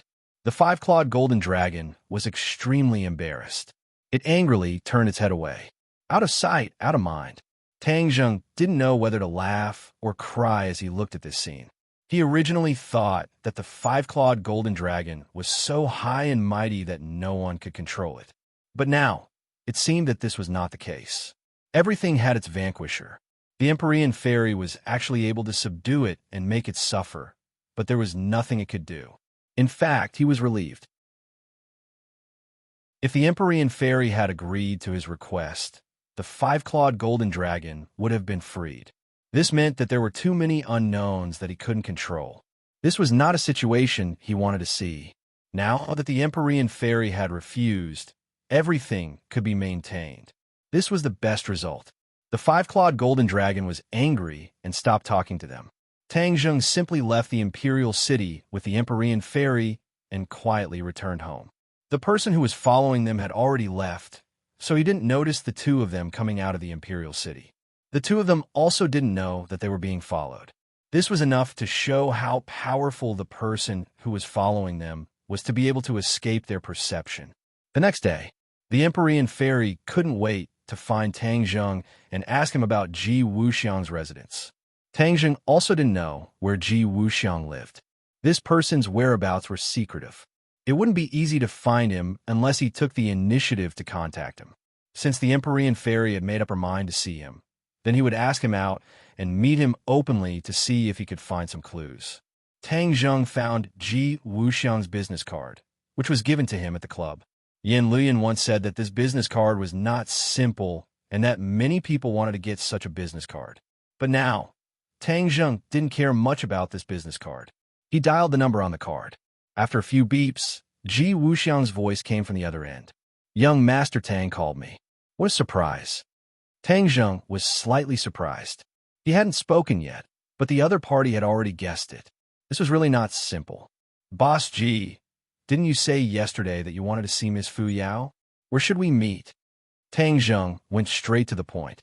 "Haha, young Master Tang is really a straightforward person. I'm fishing in the suburbs of Beijing. You can come." Tang Zheng and the mysterious maiden of the Nine Heavens drove to the agreed location in the suburbs of the capital. This was a river. The river was very deep and very clear.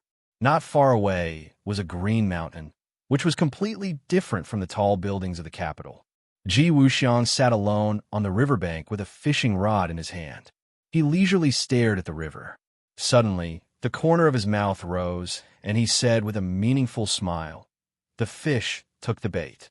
With a flick of his wrist, he raised the fishing rod, and a large fish flew out of the water and landed in his hand. Tang Zheng and the Empyrean fairy just happened to see this scene.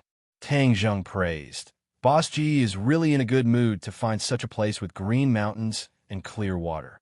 Ji Wuxiang turned around to look at the two. His eyes fell on the Empyrean fairy and said, "I believe this must be Miss Fu Yao." Ji Wuxiang stared at him as if he wanted to see through him.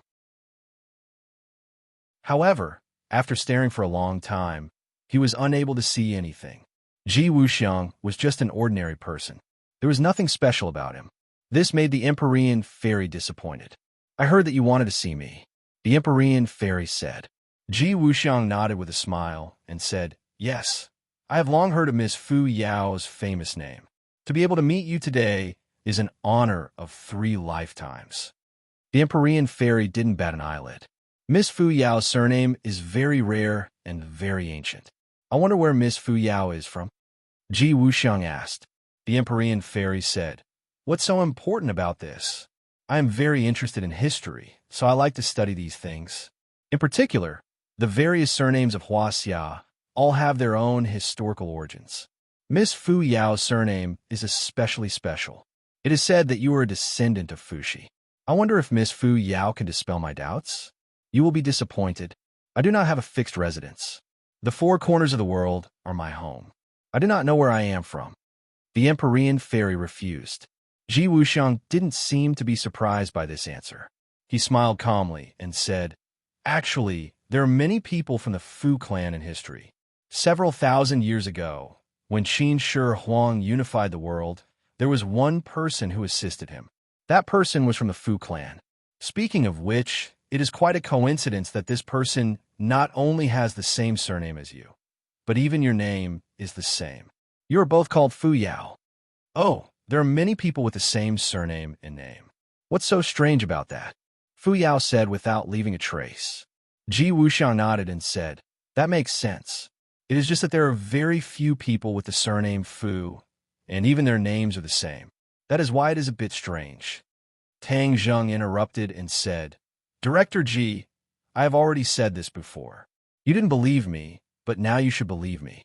Young Master Tang must be joking. I have never doubted your words. I just thought that Miss Fu Yao knew a bit more, so I wanted to meet her in person. Now that my wish has been fulfilled, I must thank young Master Tang." Ji Wuxiang said as he cupped his hands towards Tang Zheng. "I have already caught a few fish. Why don't you stay and enjoy the delicious food before you leave?" Ji Wuxiang urged him to stay. "No need." Tang Zheng refused, indicating that the Empyrean fairy could leave. But the Empyrean fairy turned a blind eye to it. She slowly raised her hand and pointed at Ji Wuxiang. Her movements were very slow, but if it was a normal person, they would not be able to escape from this finger. However, as long as Ji Wuxiang knew martial arts, he would definitely be able to escape this calamity. With the Empyrean fairy's strength, this seemingly simple finger was definitely not to be underestimated. It must be known that the high and mighty sword god had died under this finger.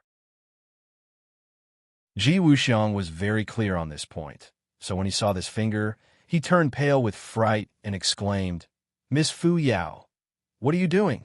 Tang Zheng was also shocked by her actions, but he immediately understood her intentions. Although she had seen Ji Wuxiang, she was definitely the same as him and did not discover anything. Therefore, she was not willing to give up. Before leaving, she directly made a move to test him. The Empyrean fairy did not care about the rules of this world, so she naturally did not care about Ji Wuxiang's illustrious identity. Therefore, she did not hesitate to make a move. Tang Zheng could block this attack, but he chose to wait and see. He also wanted to know how Ji Wuxiang would react. Ji Wuxiang's expression changed greatly, and he retreated in panic. However, he was unable to escape this finger. The fingertip had already reached his chest, and there was a faint sound of wind and thunder.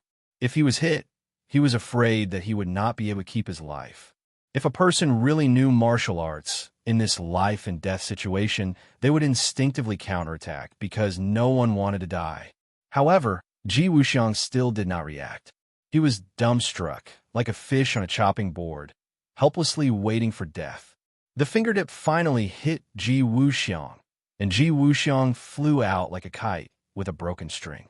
With a splash, he fell into the river, splashing up snow-white waves. Tang Zheng was dumbstruck and said, "He's dead." The Empyrean fairy's expression was grave and said he won't die. Ji Wuxiang's reaction was out of her expectations. In this life and death situation, he actually did not put up any resistance, which meant that he really did not know martial arts. If Ji Wuxiang really did put up any resistance, the Empyrean fairy would not have shown mercy and would have really taken his life. That was because she did not like people deliberately mystifying and deceiving her in front of her. But until the last moment, Ji Wuxiang's performance was similar to a person who did not even have the strength to truss a chicken. Therefore, she instead held back. This seemingly lightning-like attack did not hurt him at all. Ji Wuxiang floated up from the river and drank a few mouthfuls of water. He was like a drowning dog, battered and exhausted, and shouted, "Young Master Tang, Miss Fu Yao, what are you doing?" Tang Zheng and Fu Yao looked at each other and said, "Manager Ji, I'm sorry. Fu Yao did not know that you did not know martial arts, so she wanted to spar with you. Please forgive her." Ji Wuxiang swam to the shore and bitterly smiled with dejection. This is truly an unexpected calamity. Miss Fu Yao, I'm just a person who does not even have the strength to truss a chicken. How can I be compared to experts like you? Next time, please remind me before we fight. If I had admitted defeat, I wouldn't have suffered such a loss. The Empyrean Fairy's face was filled with disappointment. Manager Ji, I'll send you back. Tang Zheng was a little embarrassed.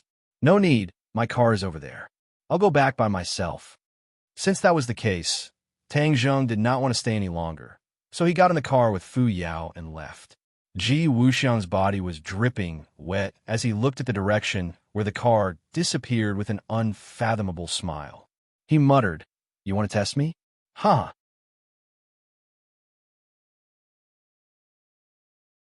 Chapter 835. The water vapor on Ji Wuxiang's body evaporated completely.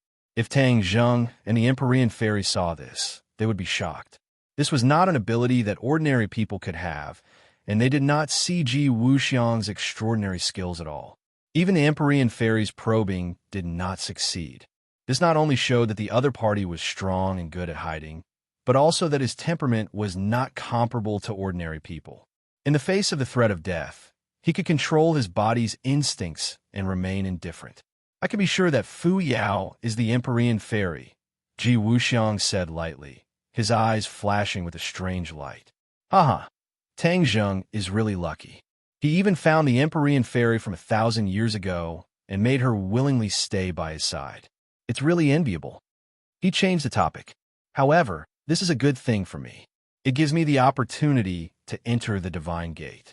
Once I crack the secret of the Divine Gate, everything in the world will be completely under my control. I will have the final say in the chess game of the world. The corners of his mouth were slightly raised, and his ordinary face revealed a soul-stirring majesty and arrogance. The Empyrean Fairy's strength is profound, and I have to find a way to deal with her. I can't succeed alone, but borrowing strength to fight strength is my strength. 100 changes. Star Master has been silent for too long. It's time to come out and walk. Tang Zheng's peaceful days did not last long. The Yin family had been sending people to investigate in southern Yunnan and reported as soon as there was any movement. A few days ago, there was finally news. It was said that there was a loud noise in the 100,000 mountains, and the mountains were shaking. The official conclusion given by the government was that there was an earthquake in the mountains to appease the people. However, the Yin family consulted several earthquake experts. It was said that the monitoring data was definitely not signs of an earthquake. It was still impossible to conclude what caused the loud noise and the shaking of the mountains. The 100,000 mountains were occupied by the multiform star sovereign, and ever since the multiform star sovereign disappeared from the island nation, there had been no trace of him, which puzzled Tang Zheng. How could he turn a blind eye to the unusual movement this time? Although the 100,000 mountains was a dragon's pool and a tiger's den, he decided to charge in without hesitation. He had an intuition that the 100 Forms Star Lord, who had been missing for a long time, was probably in the 100,000 mountains. The big commotion this time was probably related to him. Could it be that he was plotting something? No matter what he was doing, Tang Zheng decided to go and investigate, and this trip was extremely dangerous.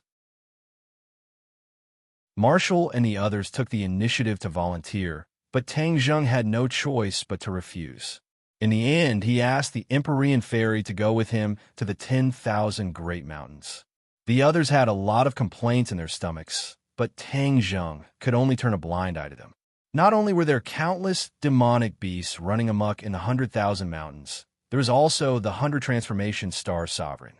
If they went, it would instead divert his attention, which would be even more dangerous. Tang Zheng brought the Empyrean ferry and Shao by and took a plane out of the capital, landing in southern Yunnan on the same day. At the exit of the airport, there was a sea of people. Many men and women were gathered at the entrance of the airport, holding banners, photos, and so on. Yo, which celebrity are you seeing? Who says it's not? Don't you see them holding up the photo? The girl in the photo is so beautiful.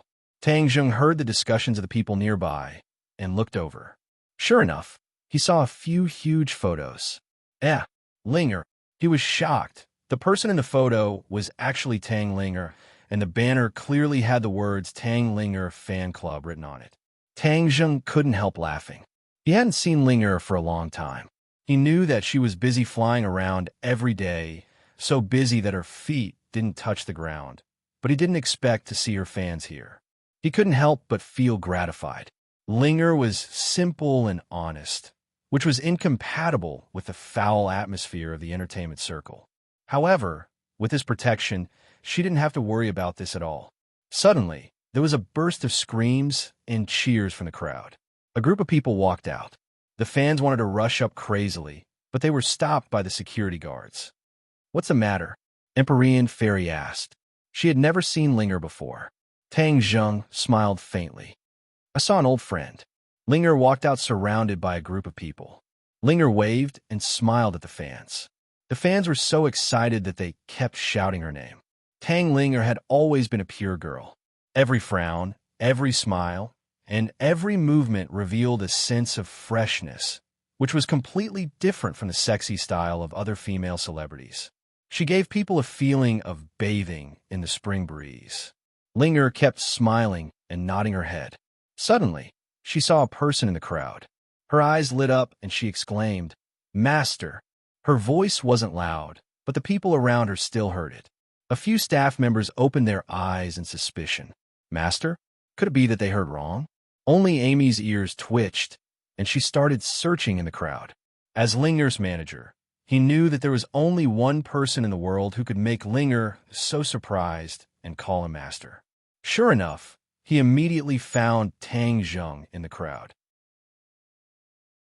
Linger's reaction was much faster than his, and she was already running toward Tang Zheng like a gust of wind. Linger's abnormal behavior immediately attracted everyone's attention. Everyone's eyes followed her figure. Bang! Linger threw herself into Tang Zheng's arms, buried her head in his chest, and hugged him tightly. The surprise on her face was indescribable.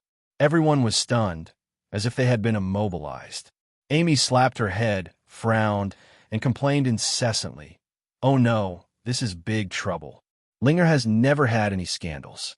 This time, the whole country knows about it. This is not a good thing." Linger had always been a pure girl. If there were any scandals, it would directly destroy her path to stardom. But Tang Zheng was Amy's boss, so there was nothing he could do. The other staff members didn't know Tang Zheng's identity. They were indignant and wanted to eat him alive. They wanted to stop it, but Amy hurriedly stopped them. "Don't get involved. Sister Amy, who is this person? How can you do this?" Amy's face was bitter, and she said, "Don't ask about things you shouldn't know." The fans finally reacted as if they had just woken up from a dream. Immediately, there was an uproar, and countless cameras recorded this scene. Then these people began to shout and attack Tang Zheng. "Who is this person? How dare you hug my goddess? I'll kill you. Yes, this person is not as handsome as I am. How dare you blaspheme my goddess? Drag him out and beat him." Seeing that he had aroused the anger of the crowd, Tang Zheng did not know whether to laugh or cry as he patted Linger's back and said, "All right, just give me a hug. Otherwise, it would be strange if they didn't tear me apart." Linger turned a deaf ear to him. She was reluctant to leave his arms and said coquettishly, "Master, Linger missed you so much. I've been working outside and didn't have time to see you. It's me who didn't see you. I didn't do enough. Master is doing great things. How can you be distracted by Linger? It's Linger's fault. I didn't share Master's burdens." Linger pouted and said, feeling wronged, "They dared to scold Master. I'll explain to them. Master is the most important person to Linger. They can't scold him." Linger was indignant. Tang Zheng held her hand and said, "Linger, forget it. They're your fans. They have good intentions. Linger hesitated and nodded. Okay, I'll listen to Master. Let's leave here first. Otherwise, I'll be pierced by thousands of arrows. Tang Zheng joked. Linger smiled sweetly and said, Master is so powerful. You won't be afraid of them. Even if there is danger, Linger will stand in front of Master to protect Master. Empyrean Fairy had been looking at Linger with interest. Seeing her call Tang Zheng Master, she was slightly surprised but didn't say anything. Seeing that the exit was blocked by the crowd, Linger said awkwardly, There are so many people. How are we going to get out? I'm here. Tang Zheng held Linger's hand. His body flashed, and the crowd was forced to make a path. Everyone wanted to get closer, but found that they couldn't. Tang Zheng and Linger quickly passed through, and the road was once again filled with people. They all looked around and kept looking around, only to find that Linger was still there. Seeing the two disappear, Ai breathed a sigh of relief. He had heard a little about his boss's abilities and knew how powerful he was. However, he still chased after her, but was stopped by enthusiastic fans and media reporters. Sister Ai, as Miss Linger's manager, can you tell us who that man was? What is his relationship with Miss Linger? Are they a couple? This series of questions gave Ai a headache. Although Tang Zheng said that Linger was his sister, how could his sister call her brother Master? Moreover, Ai also found out that Tang Zheng didn't have a biological sister. This showed that the relationship between the two was very thought-provoking. However, he didn't dare to leak a word or two, so he hurriedly said perfunctorily, This is Miss Linger's private matter, so I have no comment. Everyone, please make way and let us pass. Although the crowd didn't give up, they eventually squeezed their way out. In the end, the two sides met in a secluded corner. Ai looked at Tang Zheng with mixed feelings, and then subconsciously looked at the mysterious lady of the 9 heavens beside him. Immediately, she couldn't help but suck in a breath of cold air, and her eyes lit up like an incandescent light bulb. She exclaimed, Boss, the young lady beside you is too beautiful. She completely beats most of the current celebrities. No, she completely beats all of the current celebrities, of course, except for Linger. The last sentence was a bit untrue. In terms of beauty and temperament, the Empyrean Fairy definitely beats Linger. Linger was as pure as a fairy, but the Empyrean Fairy was the most beautiful of all fairies. Naturally, she overshadowed Linger. Ai's heart was in turmoil. She thought that if this lady also entered the entertainment industry, then many of the other female celebrities wouldn't be able to compete. Those famous celebrities who boasted that they could captivate the birds and beasts, outshining the moon and putting the flowers to shame, were instantly outshone and turned into ugly ducklings. Only this one was worthy of being called a phoenix. The Empyrean Fairy had no reaction to Ai's praise. She was expressionless. Instead, her eyes were constantly sizing up Linger. Linger was also quietly sizing up the Empyrean Fairy. She was a person transformed from a few hundred-years-old ginseng, so her senses were naturally sharper than others. She clearly felt that the overly beautiful woman beside her master was not simple.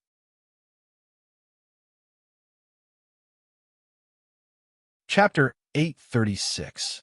The two women looked at each other with intriguing eyes. Tang Zheng didn't want to wait for those crazy fans to catch up, so he quickly said, Let's get out of here first. Ai nodded as if waking up from a dream and said, Yes, let's get out of here first. Our car is over there. Boss, this beauty, please. When the others saw Ai coming over with a few people and personally opening the door for Tang Zheng, they all showed a puzzled look. Ai was usually not so amiable. He was a gold medal agent, and these people had to listen to his orders. If they did something wrong, they would be scolded. But he seemed to be too respectful to this young man, even a little in awe. Everyone guessed the identity of this person. These staff members actually belonged to Tang Zheng's entertainment company, but they had never seen their real boss, so they didn't know him. But after all, they were in the entertainment industry. Some smart people gradually thought of Tang Zheng. They seemed to have seen this face somewhere. They searched the internet with their mobile phones. In an instant, They knew that this person was actually the mysterious knight who had a scandal with the Swedish royal princess. And suddenly, these people became more and more gossipy and looked at Tang Zheng with burning eyes. But these people didn't have a chance to be in the same car with Tang Zheng. AI Me personally acted as the driver and took the three people to the hotel where they were staying. Linger was very excited as she chattered to him about what she had seen and experienced during this period of time. Tang Zheng listened quietly and praised her from time to time, causing her to be overjoyed. Empyrean Fairy and Linger also exchanged names. Although they both felt that each other was not simple, they did not say it in front of AI Me. The motorcade stopped at the entrance of a five-star hotel in the city center. The hotel's electronic screen showed the words, "Welcome Miss Tang Linger to the hotel." This was the request of the local government of Dianan. This time, Linger was invited to sign a contract as the tourism ambassador of Dianan. Dianan was a tourist attraction. The scenery was beautiful and charming, which was very consistent with Linger's temperament. This was a win-win situation, so the local government attached great importance to it and sent a high-ranking official to preside over the relevant affairs. This official had a big head and big ears. He directly walked over from the entrance of the hotel and wanted to hold Linger's hand, but his eyes were fixed on Empyrean Fairy. As for the others, they were completely ignored by him. He was used to being high and mighty. Although these people were very popular in the entertainment industry, they could only greet these parents with a smile. As for Tang Zheng and AI Me, they were naturally treated as his followers. He didn't even bother to look at them. Miss Tang Linger, I'm Long Tongfei, the organizer of this signing ceremony. I'm very happy to meet Miss Tang Linger. Coming to Dianan is like coming home. Don't be polite with me. In Dianan, no matter what you want, I'll do it. Listening to his self-introduction and looking at his fat head and big ears, he was called Long Tongfei. He was like a fat pig. Can he fly? As for his words and deeds, they were very different from the ordinary officials. They were very frivolous. She didn't know who sent him to take charge this time. Of course, Linger still smiled and politely shook hands with him. When she wanted to let go, she found that the other party's hand was firmly grasped and she couldn't break free. Long Tongfei, however, acted as if nothing had happened. He held Linger's hand, but his eyes were staring straight at Empyrean Fairy. He said with a cheeky smile, "May I ask who this beauty is? She's really beautiful." Empyrean Fairy turned a deaf ear and didn't look at him. Seeing the awkward atmosphere, AI Me quickly came up to smooth things over and said, "Director Long, Miss Tang Linger must be tired. Let's go to the room to rest first." Long Tongfei reluctantly let go of his hand. Tang Linger looked unhappy and pouted. She had been in the entertainment circle for so long. Although she had always been in a state of protection, she knew that she would meet many people in this line of work, many things, and many things would make her unhappy. However, she was slowly learning to deal with it. For example, this handshake, the other party clearly had bad intentions, but as long as they didn't touch her bottom line, she wouldn't flare up. Tang Zheng really wanted to flare up just now. If AI Me hadn't acted according to the situation, Long Tongfei would have been lying on the ground. He didn't hide the disgust on his face. He agreed to let Linger enter the entertainment circle, but it wasn't for this kind of person to take advantage of her. Long Tongfei, also surnamed Long, only one word different from Long Tingyu. Could it be that he is also a member of the Long family in Dianan? Tang Zheng muttered. However, this person was completely different from Long Tingyu's jade tree. He had a fat head and big ears, and was completely like a fat pig. Back then, Long Tingyu was also taken advantage of by me, and even died in the end. You, a fat pig head, dare to have ideas about Ling. You're tired of living, I don't care who you are. Of course, Tang Zheng wasn't a homicidal maniac. He wouldn't really kill Linger just because he shook hands with him. After all, Linger was a public figure, and there were many people who coveted her beauty. If he killed them all, he was afraid that even his war soul sword would be cut open. However, it was not appropriate to cause a ruckus at the entrance of the hotel, and it would have a bad impact on Linger. Thus, the group of people went upstairs.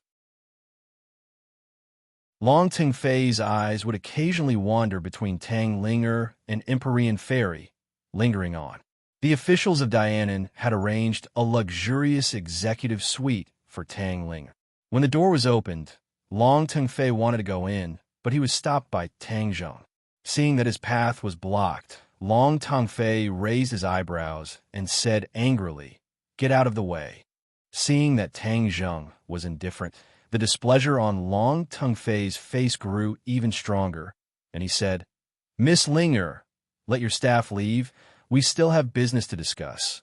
Can he afford to delay?" Aimi stood awkwardly at the side, wanting to help, but was stopped by Tang Zheng's stern gaze. Tang Zheng narrowed his eyes, looked at Long Ting Fei, and berated, "Scram, you dare to have ill intentions towards Linger. You must be tired of living."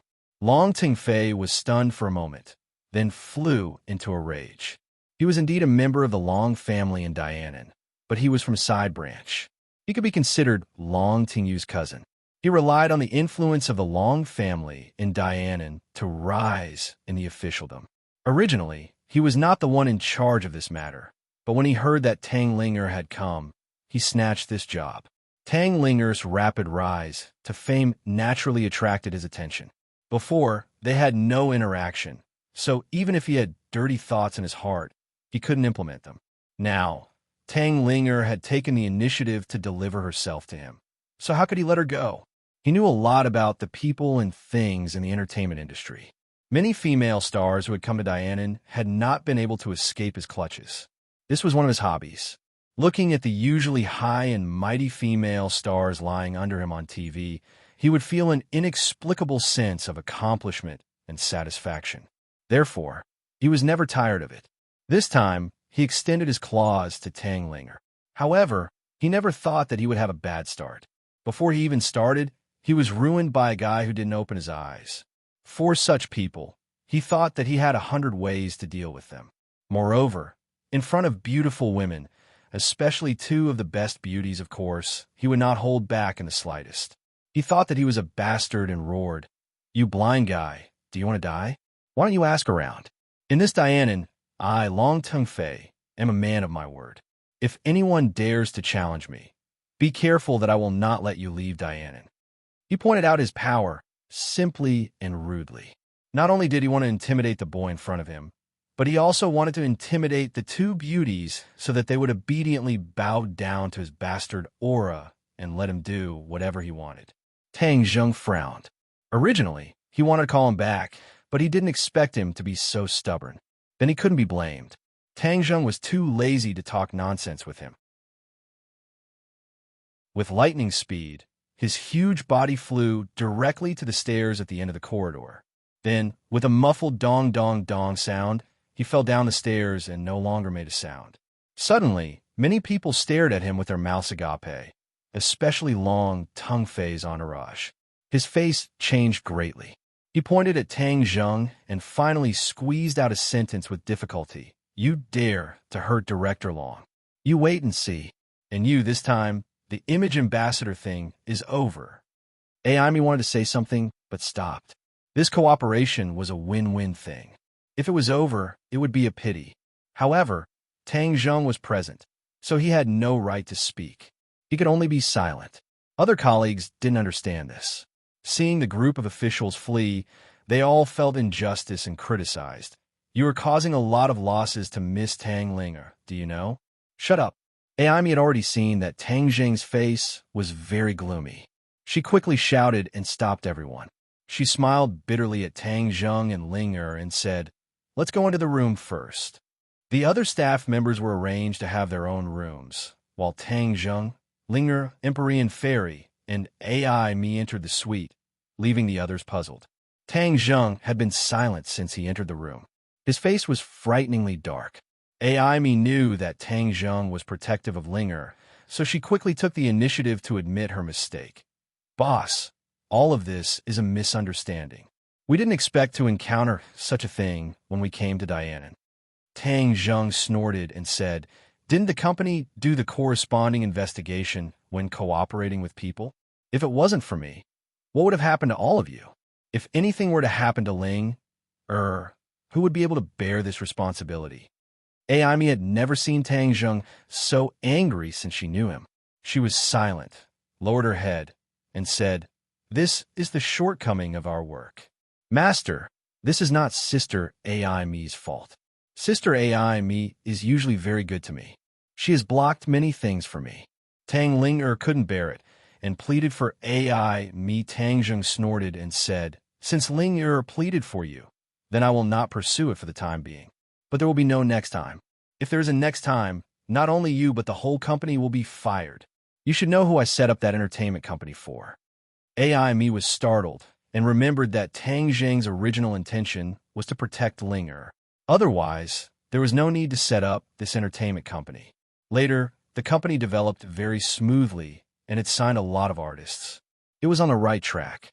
But she didn't expect that Tang Zheng's thoughts were still the same. No matter how much profit this company could bring to him, the ultimate goal was still to protect Ling and make her happy. Everything else was secondary. The core of the whole company was Ling. If something happened to her, then there was no need for this company to exist. Aimi understood and couldn't help but have mixed feelings.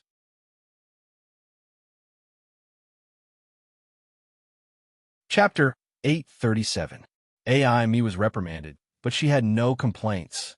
She recognized the reality and walked out with a gloomy face. She thought that if the cooperation failed, she would just leave Dianan. Only Tang Zheng, Ling and the Empyrean Fairy were left in the suite. The two women stared at each other. "You are a demon," the Empyrean Fairy said in a shocking voice. It was not a question, but a statement. Ling was transformed from ginseng, so she was naturally a demon. However, she was simple and honest, which was different from ordinary demons. For example, most of the demons in the 100,000 Mountains were cruel and violent. Ling's eyelids twitched. She was very surprised. "How did you know?" She subconsciously looked at Tang Zheng, thinking that he had told her. Tang Zheng was also surprised. With his strength, he could not see through Ling's real identity. The Empyrean Fairy was indeed not simple. She could see through her at a glance. Tang Zheng shook his head slightly. Ling realized that she had guessed wrong. She was shocked and stared at the Empyrean Fairy. "Who are you?" This was the first time that Ling's real identity had been seen through. How could she not be shocked? "Ling, don't be nervous. She's a friend. She is already in the apotheosis realm. That's why she is so powerful. She also has a famous name, the Empyrean Fairy. It's good that you know it. 2. Don't tell others." Tang Zheng comforted. Since the Empyrean Fairy had seen through Ling's real identity, Tang Zheng did not hide the Empyrean Fairy's real identity from Ling. "Empyrean Fairy?" Ling opened her eyes suspiciously. She tilted her head and thought for a while. She was still a loss. Obviously, she did not know this name. "What is your real identity?" the Empyrean Fairy asked. Although she could tell that Ling was a demon, she could not see through her true form. Ling was transformed from a 300-year-old ginseng. "I met her by chance," Tang Zheng said honestly. "So it's a small ginseng," the Empyrean Fairy suddenly realized. Ling pouted and retorted, "I'm not a little ginseng.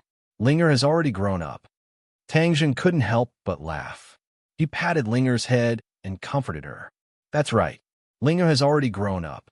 We're all together now, so don't be so conflicted. Be happy." "Master, what are you doing in Dianan this time?" Tang Zheng hesitated for a moment and said, "Something might have happened in the Grand Myriad Mountains. I want to go in and find out." Ling's eyes lit up and she eagerly said, "Master, I want to go too." "You want to go too?" Tang Zheng was slightly startled. "No, the Grand Myriad Mountains is too dangerous. You can't go." Although Ling was a demon, her cultivation was not high. Ling pouted and said with grievance, "Master, the Grand Myriad Mountains is in Dianan. It's not easy to meet them this time. It shows that this is fate. Just let me go." Besides, the tourism ambassador's job is almost done. I just happen to have time. Aren't you very busy? Ling stuck out her tongue. I'm just taking a break from being busy. Master, Ling hasn't gone out to play for a long time. Besides, aren't there many demons in the Grand Myriad Mountains? Linger has never met a demon since she grew up. Seeing her delicate and pitiful appearance, Tang Zheng couldn't bear it. Linger hugged his arm and kept shaking it. His arm rubbed against her chest, and waves of softness assaulted him. Tang Zheng's head shook, and he subconsciously looked down. He actually found that her chest was quite large. Linger had really grown up. "Okay, I promise you, but you have to be obedient. Otherwise, I won't take you," Tang Zheng said seriously with a straight face. He and Linger had been separated for a long time. He could take advantage of this opportunity to stay together for a while. If they really encountered too much danger, he could put Linger in a summer world and there shouldn't be any problems. Linger was like a fairy. She happily jumped up and stood on her tiptoes. With a smack, she kissed Tang Zheng's face. Tang Zheng suddenly froze and was incomparably embarrassed. "Master, did Linger make you unhappy?" Seeing him like this, Linger asked helplessly. "In the future, you're not allowed to randomly kiss people." Linger happily said, "Linger will not randomly kiss people. Linger is not a bad girl. Linger will only kiss Master." Her temperament was similar to that of child. Tang Zheng was secretly ashamed. His thoughts were not pure, and he thought too much. The Empyrean fairy stared at the two people, especially Linger's words and actions. She finally believed that this little demon was not like other demons. "Then when are we leaving?" Linger impatiently asked. Tang Zheng looked out the window and found that it was already late. He said, "You must be tired. Let's rest for the night and leave early tomorrow morning." "Okay, Master, Linger will sleep with you tonight." In the past, when Master slept on the bed, Linger would watch Master sleep from the balcony. "I really miss that time." Tang Zheng never thought that Linger could transform into a human. Therefore, during that time, he kept her on the balcony and accompanied her day and night. Now that he heard her say this, he could not help but feel embarrassed. He scratched Linger's straight nose and said, "You are a girl. You can't sleep with a man. Do you remember?" "But you are Master." Linger pouted and said with grievance, "I'm also a man. Moreover, I told you before that you should call me Big Brother. I am your big brother. Don't call me Master." Linger will call you Big Brother when there are many people. When there are no outsiders, Linger still likes to call you Master. Master sounds better. Linger looked at him with her big black eyes and cutely said. Tang Zheng shook his head and sighed. There was nothing he could do. Although she was in the entertainment industry, she was still under Tang Zheng's protection. Therefore, she was not contaminated by the evil of the entertainment industry. Her most pure nature was still preserved. It was like a piece of white paper that was just casually drawn with a few lines. Because Linger's identity was special, it was not suitable for her to eat in the restaurant to avoid being surrounded. Therefore, the food was directly sent to the room. The other staff members went to eat in the restaurant. Suddenly, only the three of them were left in the room. Bang, bang, bang. A series of rapid banging on the door sounded. The door creaked as if it was about to fall apart. Tang Zheng frowned and said, "You guys continue eating. I will go take a look." Hearing that the other party was done, Tang Zheng walked to the door and opened it. "Arrest him." As soon as the door opened, a group of fierce-looking people rushed in. Tang Zheng was the first to bear the brunt. He saw a pair of handcuffs snap and cuff his hands. He was slightly startled. The person who came was actually a policeman. His hands were not bad. He actually handcuffed Tang Zheng as soon as he made a move. "Get down and behave." The policeman kicked and directly greeted Tang Zheng's stomach. Tang Zheng finally woke up as if he had just woken up from a dream. He pulled his hands outwards, and with a gotcha sound, the handcuffs broke into pieces and fell to the ground. The policeman who kicked him flew backwards and crashed into his colleague, crying out in pain. The others could not help but be stunned. "You were sent by Long Tung Fei?" Tang Zheng immediately reacted. In Dianan, the only person who dared to cause trouble for them so recklessly was probably that Long Tung Fei. Hearing this, the policeman did not stop. Instead, he roared even more fiercely. "You dare to offend Director Long. Don't you know that Director Long is a member of the Long family in Dianan? You dare to be arrogant in Dianan. Why don't you ask around? So what if you're Star? You still have to obediently listen to Director Long. It turns out that the pighead is really a member of the Long family in Dianan. except for Sister Mu and Nana, who are the other people in the Long family. Long Xianyuan has no idea how to manage his family and bring disaster to his neighbors. This Long family is jackals of the same tribe as the Song family. Seeing Tang Jing muttering to himself, he did not hear clearly what he was saying. The police became more and more arrogant, thinking that with the support of the Long family, it would be easy to deal with a few outsiders.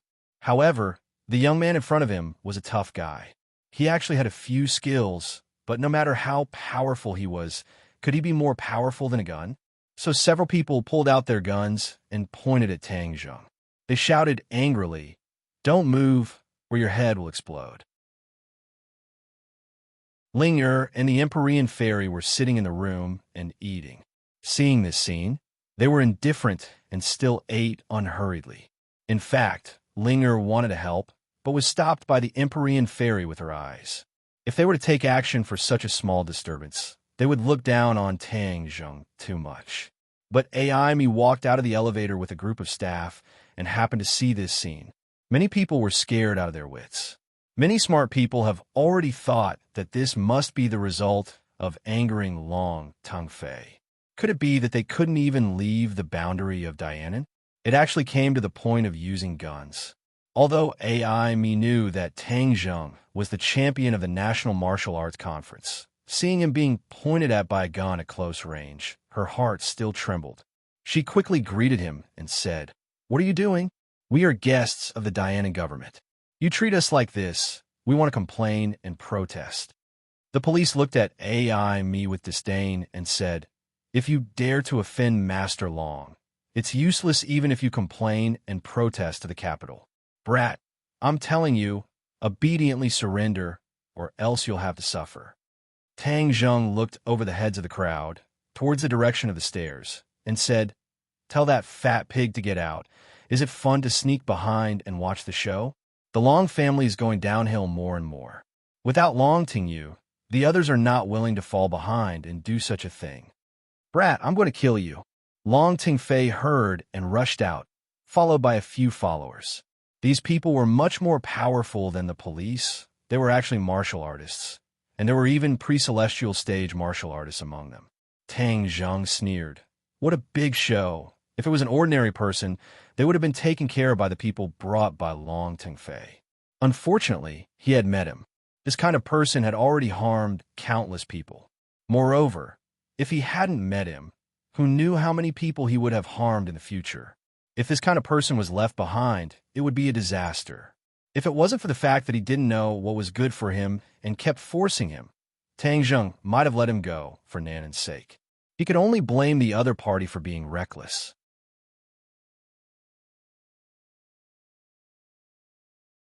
Chapter 838. Hearing Long Tongfei's angry roar, many people were so scared that they kept quiet out of fear. Especially when they saw the black muzzle of the gun, their hearts trembled and their bodies went weak. Even Aimi was at a loss of what to do. Although Tang Jing's skills were extraordinary, was he a match for guns? Tang Jing quickly gave the answer. The guns flew into his hands on full auto, and the police opened their mouths so wide that a duck egg could be stuffed in them. Tang Jing rubbed his hands together, and all the guns were kneaded together in a strange shape, turning into a big iron ball. Bang! The sound of the metal ball landing on the ground was like a clap of thunder exploding in everyone's mind. Was this still the power of a human? All the policemen's faces had turned ashen, and they were scared out of their wits. When Tang Jing's eyes swept over them, they were scared out of their wits. Some of them even fell on their butts.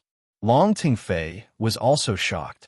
Although he was from the side branch of the Long family and had the opportunity to cultivate martial arts since he was young, he was lazy by nature. How could he be willing to suffer such hardships? Therefore, he didn't even know any martial arts. However, this did not hinder his knowledge. He was born in the Long family, so he naturally knew the strength of the warriors better than anyone else. When he saw Tang Jing reveal this move, his expression changed greatly, and he said while trembling with fear, "You are martial artist?" Tang Jing coldly snorted and could not be bothered with him. He grabbed with his hand and used the heaven-swallowing technique. Long Tung Fei involuntarily flew towards Tang Zheng and landed in Tang Zheng's palm. Ah! Long Tung Fei's blood-curdling screams were deafening. "This pig is so annoying. It's disturbing my rest." Tang Zheng scolded impatiently. He tapped on Long Tung Fei's body, and he couldn't move at all. He could only stare at Tang Zheng in panic. When the others saw this strange scene, even the pre-celestial martial artist didn't have time to make a move before Long Tung Fei was controlled. Everyone was shocked.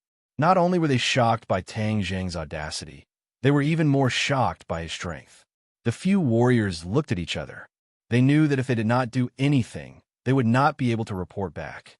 Thus, they all braced themselves and attacked Tang Zheng, shouting, "Put him down!" Tang Zheng glanced at the crowd indifferently. With a flick of his finger, a gust of wind blew, and the few people's bodies suddenly stiffened. They all fell to the ground, unable to move even a single step forward. They thought that even if of Tang Zheng's skills, they would still have the strength to fight with so many of their own. However, things were contrary to their wishes. Of a mantis, a chariot. Tang Zheng did not kill them. He only temporarily made them lose their fighting strength. He coldly glanced at them and said, "Go back and tell Long Xianyuan that the Dianan Long family has not taught their people well and allowed their people to run amok. I will clean up the house for him. If there is anything, feel free to find me." Tang Zheng was resolute and decisive, causing everyone's expression to change greatly. In the land of Dianan, he dared to directly challenge Long Xianyuan. Could it be that he was stupid? Otherwise, how could a normal person have such ambition and courage? Tang Zheng did not care about their thoughts and continued to speak. "I will not change my name and will not change my surname. Just tell Long Xianyuan that Tang Zheng helped him clean up the sect." With that, with a crisp crack, Long Tung Fei's neck was broken, and he fell to the ground like a dead pig. Screams rose and fell, not only from the martial artists, but also from the police, as well as AI, me, and the others. To personally kill someone in front of the police, this was definitely a huge courage. Could it be that he was not afraid of the police? Of course, Tang Zheng was not afraid. Just now, he had used the soul-searching technique to discover Long Tung Yu's misdeeds. This person was lecherous and looked like a fat pig. Relying on the power in his hands, not only did he run amok in the unit, no one dared to provoke him.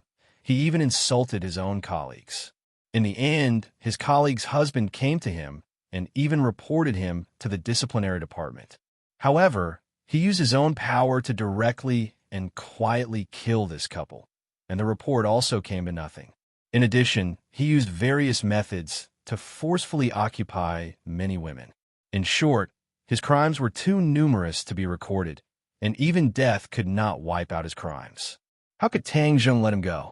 If he let him go, with his identity and methods, he would not be punished at all. Then today, he would be a judge and directly give him the punishment he deserved. Mi's colleague stared at Tang Zheng in horror, trembling in fear. Thinking back to how he had complained about Tang Zheng behind his back and said bad things about him, he couldn't help but feel a chill on his neck. Would he also be killed by him? As for those martial artists, after screaming, they could not hide the panic on their faces. This was a fear that was engraved in their bones. This was because the name Tang Zheng was like thunder to them. It was like a nightmare that had been lingering in their hearts for countless days. If Long Tung Fei had asked for Tang Zheng's name from the beginning, when he heard these two words, he might not have been so reckless and arrogant. This was because everyone in the Long family knew that Long Tingyu's death was related to Tang Zheng. Even the Song and Chu families that had just been destroyed in the capital were related to him. This person was too powerful. With the current strength of the Long family, wanting to contend against him was no different from an egg striking a stone. Therefore, even though Long Xianyuan knew that his son's death was related to Tang Zheng, he could do nothing about it. Take this dead pig and scram. Tang Zheng berated. As if they had been pardoned, these martial artists carried Long Tung Fei's corpse and disappeared along the stairs without looking back. They didn't even take the elevator. Tang Jing's gaze turned and landed on the policeman. Immediately, they felt as if they had gone from the dog days of June to the dead of winter, and their entire bodies were emitting cold air. You are the people's police. You should protect the people, not help the tyrant, and protect these nobles. Go, take care of yourself. After Tang Zheng reprimanded them, these people did not dare to refute. They watched Tang Jing's actions with their own eyes. They had already realized that this youth in front of them was an existence even more powerful than the Long family, and was someone they did not dare to provoke. Thus, he quickly got up and left dejectedly. As for AI, me, and the others, they looked at Tang Zheng from afar. They did not dare to approach him, nor did they dare to leave. Some of the timid girls were already sitting on the ground in fear. Their expressions were even uglier than crying. Tang Zheng turned his head to look. He knew that this incident had shocked them quite a bit. However, they all often followed Ling Er's team. Sometimes it was necessary to frighten them and let them understand some things. It's okay, you all go back and rest. I'll give you all a holiday for the next few days. You can play in Dianan or go to other places to play. Tang Zheng said lightly. Holiday? Everyone was confused. How can you say that you can take a holiday? But no one dared to refute. In the end, it was AI me who resisted the fear in her heart and nodded. Yes, you all should also rest early. Seeing Tang Zheng close the door, everyone immediately began to talk about it. Sister AI me, who is this person? What is his relationship with Ling? That's right, what qualifications does he have to give us a holiday? This time, things have become so big and people have died. Let's hurry up and report to the company. Otherwise, there will be a big mess. These people who mingled in the entertainment industry could be considered experienced and knowledgeable people, but everything that happened tonight still taught them an important lesson. AI me recovered her spirit and sternly scolded, "Don't cause trouble.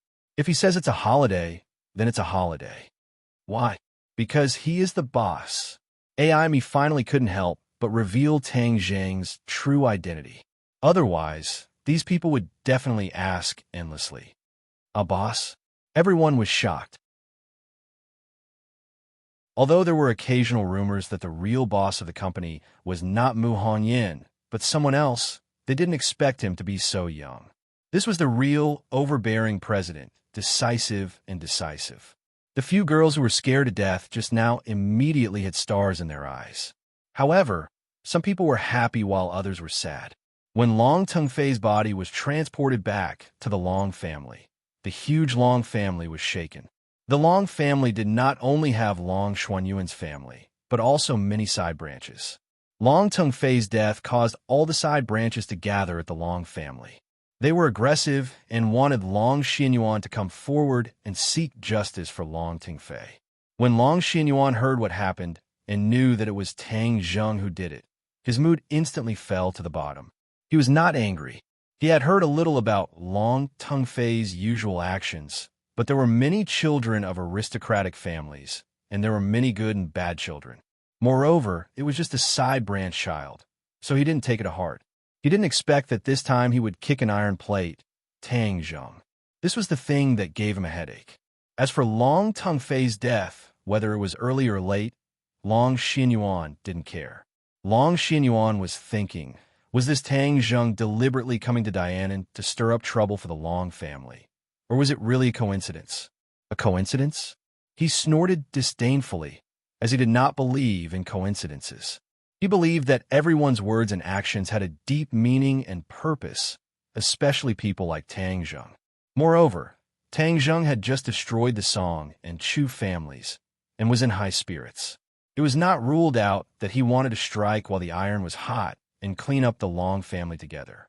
After all, both sides had long-cherished wishes. Thinking of this, Long Xinyuan couldn't sit still. Things were different now, and being remembered by Tang Zheng was not a good thing. Seeing a group of people chattering nonstop, wanting him to seek justice, he couldn't help but feel angry. With a bang, his palms slammed on the table, and the sound was like a thunderclap, causing everyone's ears to rumble. Justice? What kind of justice do you want? Don't you know what Tengfei did on a daily basis? Have you elders ever said a single word about him? Now that he's dead, You want justice? Hearing Long Xuanyuan's question, everyone immediately stopped and looked at him in horror. They didn't know why he was so angry at his own people. Everyone was silent. Long Xuanyuan took a deep breath and said, "You keep saying that you want to take revenge. That Tang Zheng is in the hotel. Do you want to go by yourselves?" You're tuning in to the Warrior Lore YouTube channel. Don't forget to subscribe and join us on this journey to catch the most captivating stories.